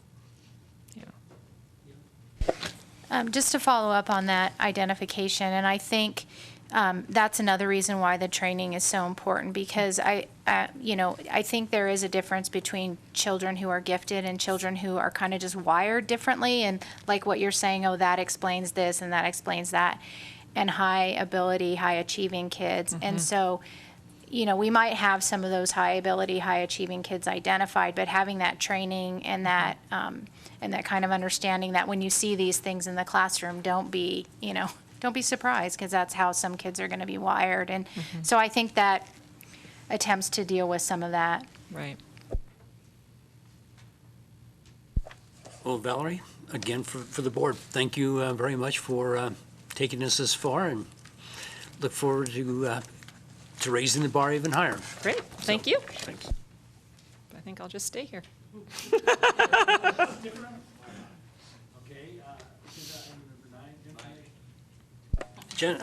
Agenda item number 9, informational update on the 21st century after-school programs in the Carson City School District. Valerie? I wanted to bring this to you just to give you an update on where we are with this grant project, because again, within our strategic plan, we have goals related to after-school programming, and also because we are headed down the road towards applying for some additional funds. And so I quoted myself here, because I thought, why not? What the heck? I'm doing the presentation. I can quote myself. When I was principal at Bordewick in 2010, we were honored by the U.S. Department of Ed for our after-school program, which really started with Mrs. Kima. I came to her with this grant, and we came up with this idea of, that we could do academics, and the Boys and Girls Club could do that, and we put this thing together. So she really started this process and nurtured this project at Bordewick Bray. But when they came out to interview me, this was something that I said, and I thought it was, when I saw it on the screen when I went to Washington for the honor, it was really funny, because people were like, I know you, you're that lady in that video. It was really weird. Schools and school districts can't be everything to everyone, but we can partner with agencies and communities to provide students with what they need to be successful. And that's really what this is about. This is a collective partnership in the true sense of the word to make after-school programming for kids work. And there's some just basic things. This is funded under No Child Left Behind. It is part of that legislation. It provides for safe environments during non-school hours. That was the whole intent of this when it first came about. And it provides a wide range of quality services: tutoring, support for at-risk students, academic enrichment, STEM, art, music, sports, and cultural activities. We have very strict state outcome indicators that we have to meet. We have to improve reading and math grades, which I will tell you, we do not make this indicator because we have a standards-based report card. So if you get a 1 the first quarter and a 4, you're not going to necessarily get a 4 the fourth quarter. We can't show growth there. This is something that the state is working with the feds to change, because we should be using something other than grades. We need to improve performance on state assessments. So we look at that for our participants. We need to improve their behavior. We have to improve their homework completion and their classroom participation. So we have to measure all of those things. And we have to offer enrichment and support activities. STEM, we have to offer STEM. We have to offer civics education, parent and family support, physical fitness, and drug and alcohol prevention. So those are all things that we have to include in an after-school program. We have to serve at least 100 students for 30 days or more. So they don't count for us when we do our data collection if they have been there 29 days.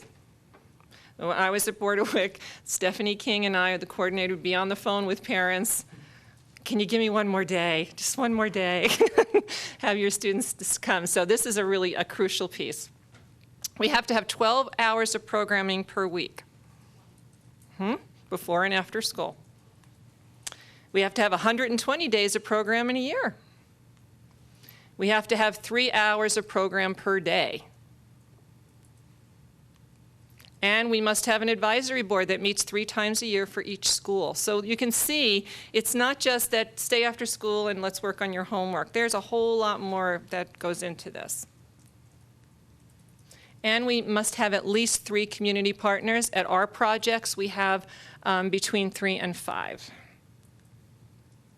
So this is what it looks like right now in the Carson City School District. In black are our present programs. Carson High School, we have the MASH program. We are in year 1 of a 3-year funding cycle at $90,000 a year for 3 years. And they're a refund. They had a program before. It's been refunded and revamped quite a bit, and I'm going to talk about that in a minute. We have our flagship program, Bordewick Bray, in year 2 of probably our 3rd or 4th funding cycle. It's been a while. And at $115,000 a year for 3 years. And these amounts are set by the state, and they change all the time. We've had, you know, the first or second grant at Bordewick, it was 100 the first year, and 80 the second, and 70 the third. And it's changed, the state has changed it every year. And then Empire with X Factor is in the same funding cycle, the 2-year, second year of a 3-year cycle, and at $115 a year. So both Bordewick and Empire next year will be in their last year of that funding cycle. And money for this grant is really, really small. There's going to be only 15 new grants awarded this year, but we're going to be bold. And we're going for Mark Twain. Mrs. Clario's here. She's on board, and Mrs. Gillis is on board. With Fremont, we're going to write, I'm going to write 2 really quick applications in the next 2 weeks. So we're going to apply for 2 more schools at $100,000 a year for 3 years. So what does the budget cover? It covers full-time program coordinators. And I know you think, well, why would we need somebody full-time to run an after-school program? Because there's a lot to do with all those requirements you just saw. And you know, it's working with those school sites to identify students. It's keeping track of all that data. It's making sure they come. It's making sure the partners are doing what they're supposed to do. There's so many little pieces to this that we've had sites that didn't have full-time coordinators, and those programs failed. They did not achieve, and they're no longer in existence. We really need that person who's there working the program. We have partner stipends for, like, for example, Salvation Army comes in the morning and does latchkey at Bordewick. They get a small stipend. They pay for most of that cost themselves, but they get a little bit of a stipend to help out with that. Same thing with the museum and some of our other partners. Their stipends that they get aren't anywhere near what they're putting into the projects. We have to pay our teachers who work with our kids after school. All of our students in the after-school academic program are taught by highly qualified licensed teachers. We do not have any parapros in there teaching students. There are some support staff to help, but very, very few. Most of that support staff is for morning homework club, which I'll get to in a minute. So a lot of the budget goes into that coordinator and the salary for those teachers. And transportation, it's about $12,000 a year at Bordewick for transportation to get students home at the end of the day. It's less at Empire because we have a bigger walk zone. And we have a small amount of money in there, a very small amount for supplies. So this is our elementary model program. And this is the program that we duplicated. We started at Bordewick, we've duplicated it to Empire, and we're going to be doing the same thing with Mark Twain and Fremont. Morning latchkey and homework club. In the morning, we're able to offer Salvation Army latchkey. That is a fee-based program. Parents pay Salvation Army. It's like $20 a month. It's very reasonable. They're there at 6:30 in the morning, and they're there till school starts. And then we also offer in the morning homework club. So if they don't, that starts like at 7:30. So they could actually go to both. They could go to morning latchkey, and when homework club starts, they could go there if they needed help with homework. Empire does not have homework club and does not have morning latchkey because they did not feel they had enough kids, parents that would take advantage of it. So they do not have that, but they do have homework club. And homework club is the only piece of this model that is a drop-in. So it is not, we don't do the 30-day requirement on homework club. So if we're working with a parent and they need support for their child for homework, they can drop in. Now, we get a lot of 30-dayers in there without having to do anything because it's very popular. Morning latchkey, as I said, with the Salvation Army is only at Bordewick, but we met with them today. We met with all of our partners today. We had a really exciting meeting. We had 5 partners at the table in our 2 schools, and Salvation Army is on board for Fremont and Mark Twain should we be able to get those grants. So we're excited about that. The after-school piece is academic and enrichment activities. It's primarily the bell rings at 3:15. They get a snack. They have a little PE time. They go, their teachers pick them up. They have an academic block. It's about an hour and 15 minutes. Maybe once a week they have another academic enrichment program like STEM with University of Nevada Cooperative Extension comes in and does STEM, or the Children's Museum comes in, or the Nevada State Museum, or they go out to those facilities. So those things happen in the after-school block. Then at 4:45, they can either go home or they can go to the Boys and Girls Club. So it's a great thing for us to be able to offer parents that, you know, I can't pick my child up at 4:45, I'm still working. They can take the bus to the club at that point. And when we were in that video that they produced by the Department of Ed in 2010, the cameraman got on the bus with the kids going to the club and he was terrified. It was really funny. It's like they wanted him to get on the bus and film the kids on the bus, and it was really funny. But they, so the Boys and Girls Club is a huge partner for us. They provide that after-school piece that we just can't do. We're not good at that. In the very early days of 21st century, we had an after-school program at Empire, and we had everything there. You know, from till 6:30 at night, it was like a satellite Boys and Girls Club. That really, the wear and tear on the school was intense, and really, it was hard to have the right staff there. The club is the right place for kids to go. With the expansion that is going on there, it's an even better place for kids to go. So that partnership is great, and they also hire our coordinator for us. Our coordinator is actually their employee. And then we have we have altogether 5 community partners, including the Boys and Girls Club. So this is the Bordewick Bray Dolphin Club Empire X Factor daily schedule. Again, we go from September to April or May. We have AM Homework Club. We have Latchkey. The bell rings at 3:15. And we have snack. We have a little PE time. And I need to give kudos to our PE teachers at Empire and Bordewick because they have really helped out with that. Weekly and monthly enrichment activities, physical education, drug and alcohol prevention. We have to have 8 hours of that, 8 hours of civic ed. So we cram all that stuff in. And again, our partners help us with some of those activities. So it's not just our staff having to do that. And then the club, and on Fridays, our program runs 4 days a week. So on Fridays, they can go to the club from 3:30 to 6:30. So our hours, we talked about a 12-hour minimum.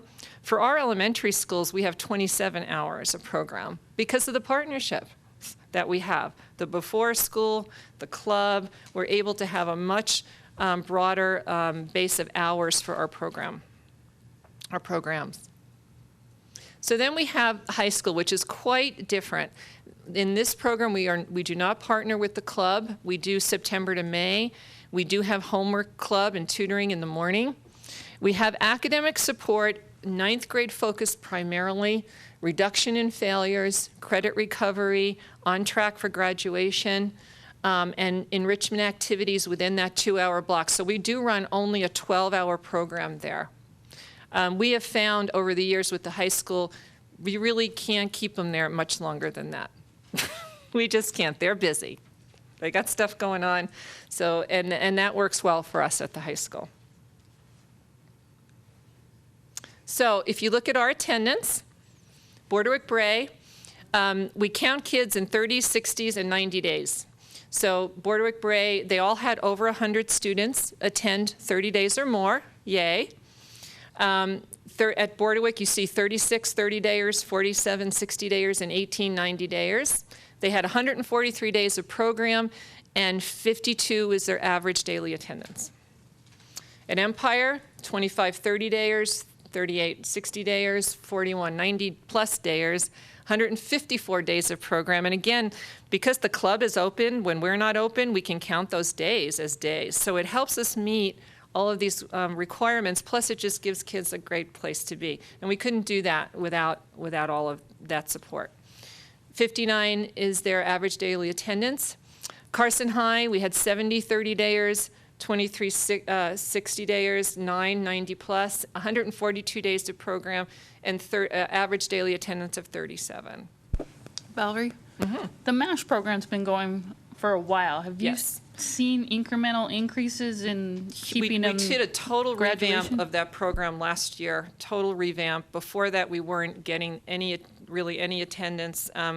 We totally revamped it, put in the coordinator. Bridget Gordon is our high school. She's fabulous with our kids. There's a lot of involvement from the administrators, taken some of the, it was I think before that, not because of anyone's fault, but just seen as a negative thing, changing that around. And then next year, we're going to change it up a little bit more. We're going to do something like pretty different. We went down to California and saw what was a drop-in program with huge attendance. So we'll be coming back to you to talk about that. We're looking at changing it up a little bit more for next year.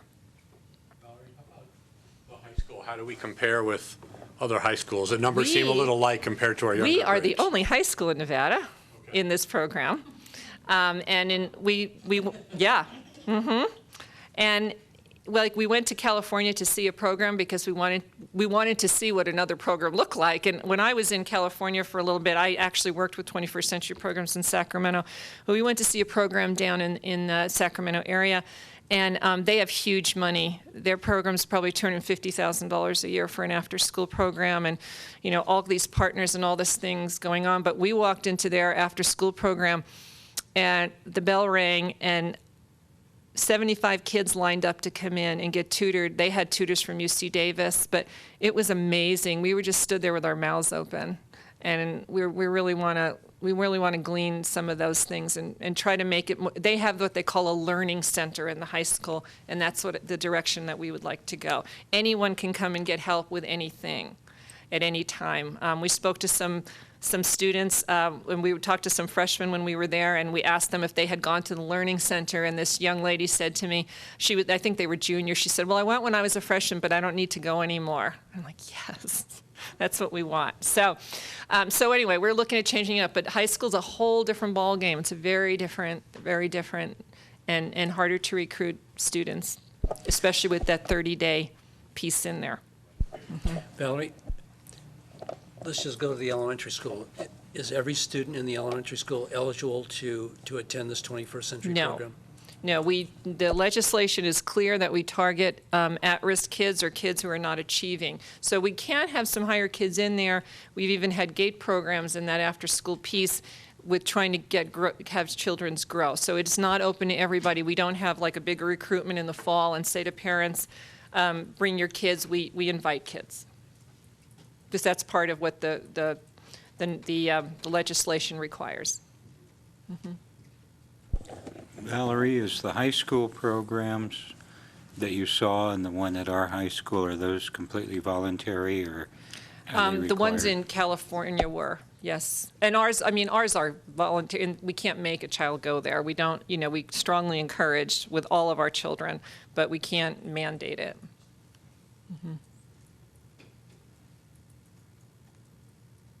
So then I just wanted you to see, we do a lot of counting in this program, and so we count participants, and so these are duplicated counts. So you can see that our big focus here is academic enrichment. Since we have, like at Bordewick, 340 participant hours. Those are duplicated. It could be the same kids over and over.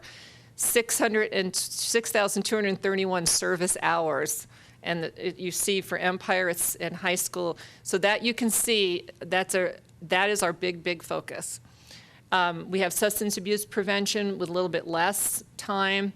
We have homework, which is also a big one. Recreation. And in the way that this program works, you can't double count things. So if you have Jim Barcelos coming in and doing STEM, you can only count it as academic enrichment. You can't count it as science. It's unfortunate because so many of our things that we do really meet more than one goal, but we have to count them separately. And I put up a couple, like not everybody does the same thing. Like violence prevention is one we do only at the high school. Family literacy, we do at the elementaries, but we do parent involvement at the high school. So just wanted to show you all the different ways that we have to count different things that are going on.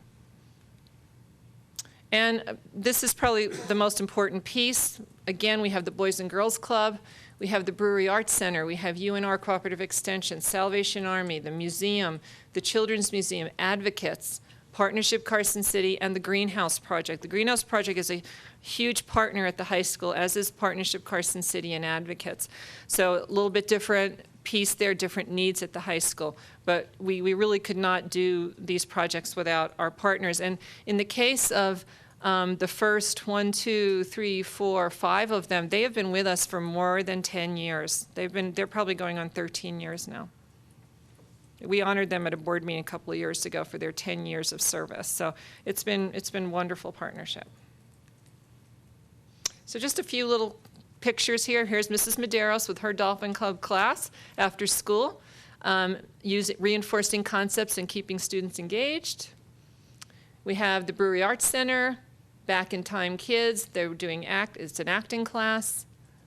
The museum.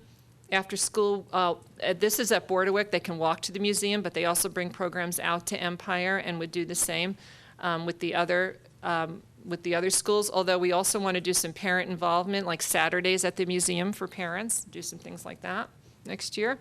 And then MASH, and I love this. Brian Sandoval, one of our students, he was interviewed for the Nevada Appeal last year in 2014, and he said, I was literally down to Fs, and these are his words. Right now I have A's. I want to get my diploma so I can have more job opportunities and go to college. I am being a great success. And after this article was in the paper, the governor, Brian Sandoval, saw this and wrote him a handwritten note, a card, and sent it to him. And the vice principal at the time had it framed for him, so he has that note from Brian Sandoval. So that was wonderful. And then you see Lori Shine working with some of our students, one of our students at the high school. Highlights from Jim Barcelos from the Cooperative Extension. I've worked with different programs in different counties, and this is the best run program I've ever been involved with. The kids are eager, the teachers are interested, the principal's interested, the leadership is outstanding. So wonderful support from our partners. And from our students, from our little fourth grader, Alejandro Cabrera, credited Dolphin Club, credited the staff. It's not just us, it's the teachers. The teachers stay here to help us rather than going home. We have to thank the teachers. And I wanted to end on that because I think that's really important, because we couldn't do this without our teachers. So, that's my report. Questions? Questions, comments from the board? And Valerie, I think these are great programs, and you know, as we go forward, even if there's no grant money with the community partners, we've got to provide the opportunity for all the Yes. kids, not just the few. And part of what we're doing, like with this grant, we have to have a sustainability plan. What are we going to do when the money runs out? So those are things we have to address down the road. Thank you. Okay. Going on to agenda item number 10, discussion on any proposed CCSD policy. First reading, policy 245, the wellness policy. Mr. Soaps. Thank you, Mr. President, members of the board. This agenda item is a proposed policy. It is based on work that has come out of our school district wellness council. The wellness council is an item that really came about because of our strategic plan. And one of our initial directives was to consider the wellness policy that exists at the federal and state level, and then to create a local policy that is mirrored on some of those expectations. And so our Wellness Council has been meeting since October, and in keeping with how our board policies and regulations work, we have created a brief statement on wellness that incorporates the main components of the federal and state wellness policy. And based on your discussion questions this evening, if we bring this back for when we bring this back for a second reading at our next meeting, we'll also have available to you the regulation. And just want to acknowledge Trustee Wilkie for her dedication. She's been to all of these meetings, and really there's been a good effort that has come about because of this work. And as someone who was there too, I can just say that we really have some dedicated individuals in this particular area. It is of importance that we have a statement about wellness, and I'd be happy to talk about any of these bullets in any greater detail if you have questions or desire to know more. Laura? I have a question. First of all, do we lose funding if we don't adopt this? The thing that I come from is my involvement in PTAs, and whether for good or bad, our goal is to engage more parents and to bring them to school. And they tend to come when there's food. And PTAs serve breakfast. They do reward parties for classes for a variety of different things. Sometimes they're popcorn parties, sometimes they're pizza parties or ice cream. We do ice cream social. So my concern is I don't want to limit that. I know that we have some really great work going on with the All-Pro Dads at some of the schools where there's one of the other ladies I'm in PTA with, and she cooks breakfast for the dads, and sometimes it's, I don't like it, but my husband does, biscuits and gravy. And that's not going to pass this, but it's good for the dads, and it gets them there. So I see that we've got the exception for during the school day, so I'm wondering, is that, before school starts, or is it at the first bell? Is it after the bell? What do we do for the reading night when we serve pizza to families? How does that impact that? Because that is something, the possibility of food does draw people there. So if I understand the selling it, but sometimes when it's served and given away, is there any repercussions to us for not adopting that? I am unaware of any financial limitations or repercussions if we go outside of this. And we understand that this is going to be, I don't want to say a stretch, but it's going to be a re-educating of parents and teachers. My wife is a former elementary teacher, and I learned early that, she bribed her kids for certain actions. And so I understood that role. So there's a big part of this that is a rethinking of things. For example, it's also not uncommon to withhold recess from a student that may not have their homework done. Well, in our thinking and with the components of this federal and state, and now what we propose as part of our local wellness council or wellness policy, you're not to do that. You're not to withhold physical activity from students. It's a pretty well-known fact, and research shows that just like adults, kids have to move or else their brains kind of shut off. And so a lot of this is rethinking. And the same is true with food. We're trying to get people to think, what are some of the other rewards?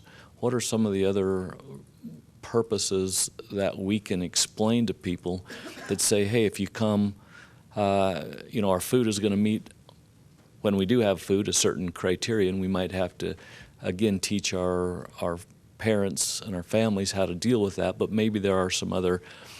I also look at book fairs. What a marvelous family activity that is. If we can do some of those kinds of things that maybe are more academic, then I think maybe we're just as successful.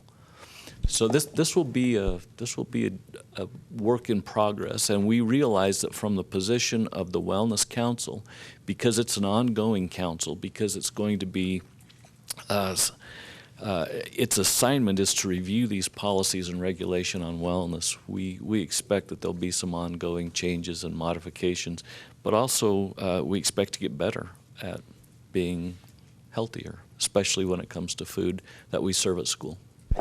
And there are certain hours, like you're still going to be able to have your ice cream social at night. I think there's 30 minutes after school is out. I'm not sure what the morning thing is, and I could talk to Mrs. Story to find out. We don't have the regulation. But right, and I'll try to get that regulation in your hands. In fact, remind me, Renee, and Renee helps me with this stuff. But we can get that in your hands quickly, and it'll be part of your packet too for our next meeting. And it does contain the nitty-gritty about some of these expectations. And there was a lot of discussion. I mean, we had school nurse, we had PE teachers, we had somebody from the community, we had a psychologist for the well-being part, and a lot of that was discussed. And as a mom who always brought cupcakes on birthdays, and that was like, I think it meant more for me to bake them and take them than it did for the kids, you could ask, but that was one that was really hard for me. But we had a lot of discussions about what they could do, and then it even came up to be where we have the middle school track meet at the high school during high school hours. So we're trying to figure out, can we serve stuff out of the shack to do the things, or is it gonna have to be all in this wellness? Part of the problem is these are coming down first from the USDA, then they're coming down from the state. So to take all of that and then try to work in ours, and to be honest, we're one of the first districts to even be working on it. We have districts calling us to find out when we're done so that they can just copy ours because it's a lot of work. But it's something that's going to be reviewed every year too. So if we find out that something's not working, we can bring it back and go through it too. So. I guess I'll stand up for the cupcakes on birthdays. I think that is important for the parents and for the children. And I think the teachers do a good job of self-regulating in their own classrooms and asking this, recommending, bring a healthier snack, please don't bring over sugars. I think they've got a good handle on what is appropriate for their classroom, and I would prefer to leave it up to each individual teacher to decide. It feels a little bit overreaching, a little micromanaging. You can't have it now, but come to the basketball game, we'll sell you all the candy you want. I don't want to limit the parent engagement. If the only time the parent comes to the school is to drop off the birthday goodie, whatever it is, I want them, and I don't want this to be misconstrued by our sites where they're telling PTAs, no, you can't serve, you can, and there's a give and a take, but I don't want to lose some of the things that are the good things that are happening now. And I can think of a kindergarten teacher who first recess always gives her students a graham cracker because the kindergartners have a hard time making it without that extra little snack. And I'm not sure because I don't know what the specifics. I searched the guidelines. It gave me recipes, the smart snack things, which I wasn't going to make a recipe for 150 plus people. But I don't want to limit that because I think that's donations from the kids that serves a purpose that teacher sees that her students need. So I think there needs to be, I don't know, I think it needs to be really carefully construed because I've been hearing people saying, well, we can't do this already for next year, and that concerns me. Well, and there are, I think, 4 or 5 exception days that will be decided by the site. So it's a work in progress and we're trying. So, but wait until the regulation comes because we've been working on the regulation for 2.5 months. So. And that number is actually 10. So we figured 1 day a month to celebrate birthdays. But again, we're. So let's not do moderation. Let's make sure we give them everything from home. This has been a challenge, and there's been lots of input, and we hope we're meeting as many of the needs as we can. But this is not an easy topic. Well, Laura, I think you make some good points, and I think we all do appreciate all the work that's been done, on bringing it this far. And when you say it's a work in progress, Laura, I think we're going to have many more discussions, because, and Laura's right, to get parents involved, food is kind of like an essential item. How do we keep that together? It's not always, but when you offer it, they come. Well, anyway, I think it's all good. I think we're going to move forward, and something real good is going to come out of this. Yep. So I'm kind of the opposite of Laurel. I love that my kid isn't going to be given a bunch of sugar snacks at school, and he has been in a school where they had that, and you do different things, a bag of popcorn, some type of a fruit, you a cutie, or you get like a little bit more creative with what you send in or bring in. But I mean, I am a little bit more concerned about those little kids that can't make it through, and if the teacher's willing to give them a little bit something, I would be concerned about that, because the teacher would be able to recognize that a child was hungry or maybe just needed a little something to get them through. And I don't know either, like, what these snacks are, and so I would like them to be able to know what those are, and if they were doing that for their students, that they wouldn't be just told that they can't do that anymore.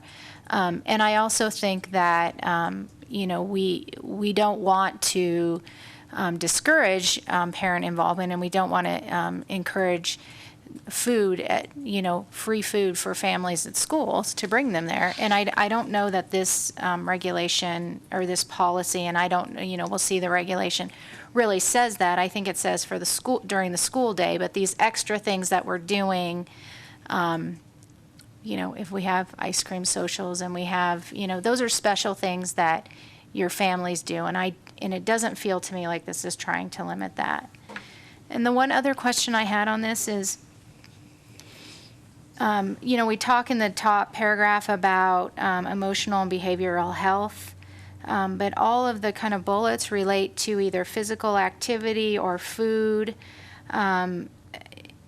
Arguably you could say be encouraged to develop healthy sleep patterns and receive wellness checks from certified health professionals, and I think like eating right, getting plenty of exercise and plenty of sleep kind of goes into that. But was there any discussion in the committee, and I was just wondering from you all, about mental health and how, is it just difficult to frame something in here? And so I'd like to hear about that. Sure. If you look at the third bullet from the bottom, we mentioned specifically social and emotional learning. And this is kind of a new discipline, but it's one that people recognize as being very important. And we are fortunate, a lady who works for the State Department of Education, Vicki Blakeney, has also been a familiar face at some of our community PLC meetings. She was also part of a lot of the discussion that happened for our strategic plan. And she now, and she's kind of an expert in this area of social emotional learning. And so Washoe County School District has done a lot of work. Vicki Blakeney, of course, lives here locally, has kids in our school district, but is a state expert. She has come to our meetings and has provided us with work that's been done at the state level. And so we actually have a really nice little workup that's part of the regulation. It's in its infancy, but we believe that we're going to be able to piggyback onto a lot of the work that's already been done for us to continue not only with social emotional learning, but also to consider items like our executive functioning skills that's also described by name in our strategic plan. So we're fortunate to have her and just the knowledge and skill set that she brings. We were fortunate to work with another group that Mrs. Kima's working with called the Safe and Respectful Schools. We found out that as we were working on social emotional learning, that same concept, we were paralleling each other in these two committees.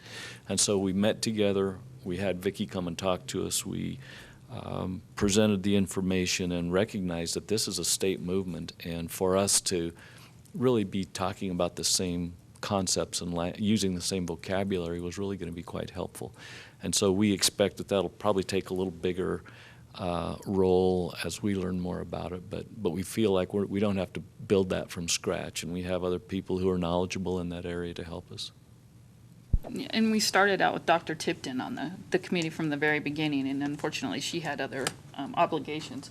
But she started us, and it was amazing how much of the well-being part that we hadn't even thought of, and the social economics and the executive functioning that she brought to our attention. And we even had 2 or 3 people work just on that. And I think when you guys see the regulation, which will probably take a while to read because I think it's up to 8 pages now too. So we've tried to be pretty detailed in the regulation, but that was one of the panel, that was probably one of the biggest steps, other than the food thing, that was on the plate that we really tried to hone in, because that was one of our least experienced areas. I'd probably echo Dion here. I think now I've always advocated eating dessert first. Me too, then you get it in. But the reality is, and I'm sure you guys deal with it every year when you're looking at how much you're paying per employee on your insurance plans, America is getting bigger and unhealthier each year, and it has been for a long time. And it has to stop somewhere and start somewhere, you know, a new direction. And I think this is a really good spot with the children. We're teaching them to grow up and be good people. And the first part to being a good person is taking care of yourself. And so we have to advocate that, absolutely have to advocate it. So I'm glad we're moving in this direction. Thank you. Just quickly, you've mentioned that this is a living document and that there's a future to it, and I appreciate that. I had noted when reading it earlier myself that you've got 6.5 of the bullet points deal with nutrition, and some of the other areas seem to have gotten a little short shrift. So, it might be something to, like one of the things I think maybe should be considered is the fact I wonder if it isn't up to our school system to make people more aware of some of the local services available in regards to wellness.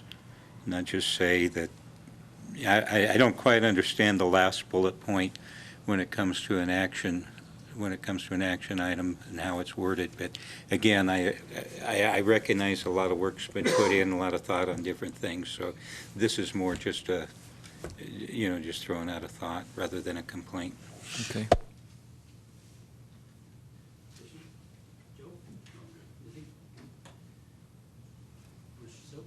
Okay.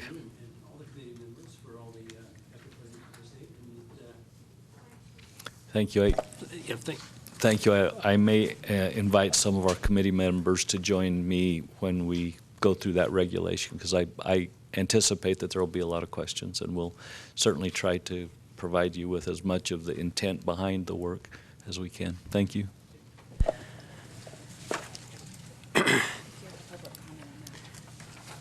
Okay, agenda item number. Are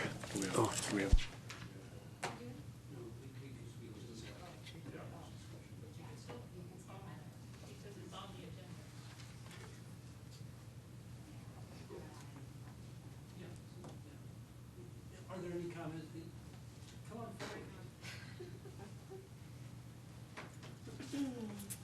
Hello, I'm Sarah Romeo.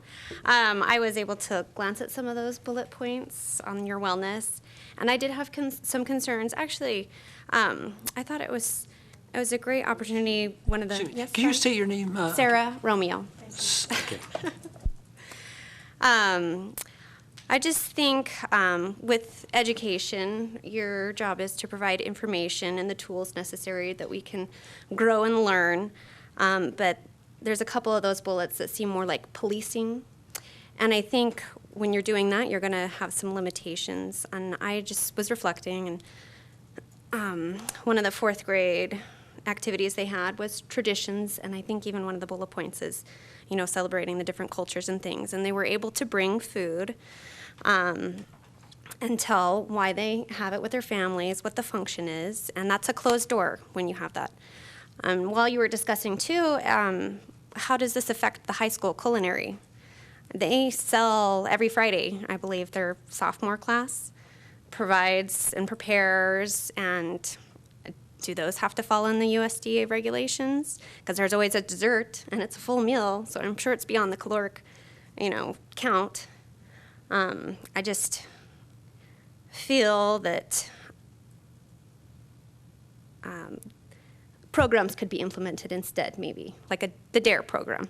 We don't want drugs in the school, so we teach them that they're not good, they're not healthy. These are the things that are going to happen because of it. With food, same thing, healthy living and lifestyles. We can teach them and give them the tools that they need for incorporating healthy meals, nutritious options. But I don't think that an all-around limitation needs to happen within the day-to-day school programs, because it's going to affect more than just the birthday cakes. That's just what I had. Thank you. Thank you for your comments. Those will be all in the work in progress going forward. So thank you.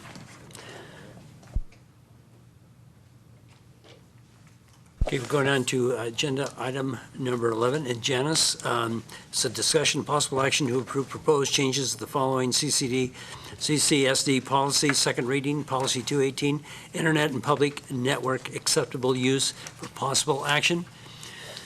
Janice, you're batting cleanup, so have a good time. All right.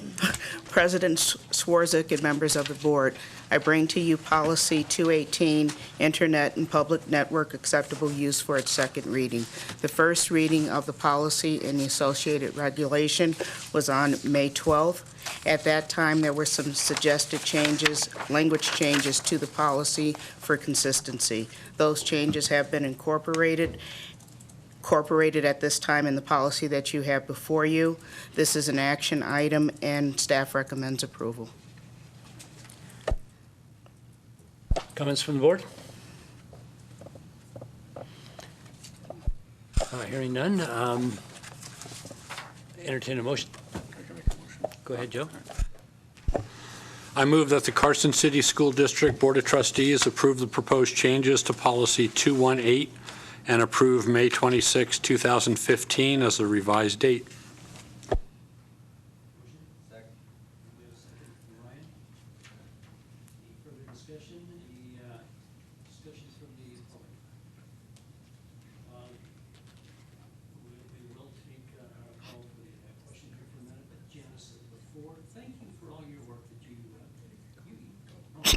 Thank you for all your, you're going to have to sit next to me here. And we're going to get elected. Thank you for all your, thank you for all your work, and just staying with this. This is, you talk about a work in progress. This will continue hourly for the next 100 years, so. I agree. Thank you for bringing us to this point. Okay, all in favor?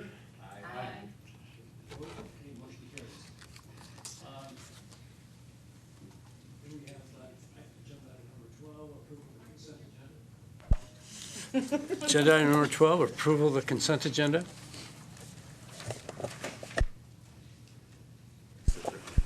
I move that the Carson City School District Board of Trustees approve the consent agenda as submitted. Motion, second. Any comments from the audience? You can come on up if you'd like and just. No, never. Okay. Okay, seeing none, all in favor? Aye. Okay. Opposed? Okay. Agenda item 13. Just leave it on. Just leave it on.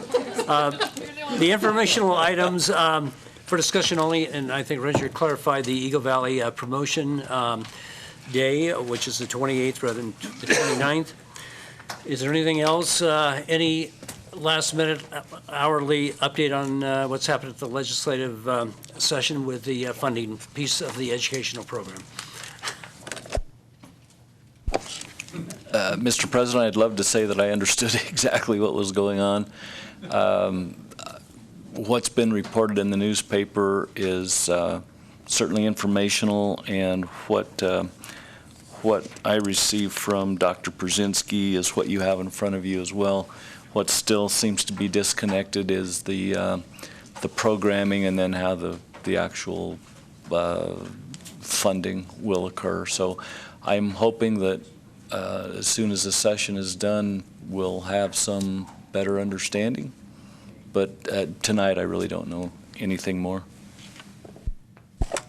Okay, we'll go on to agenda item 14, request for future agenda items. Any tonight to see none? Agenda item 15, we are adjourned. We're out of here.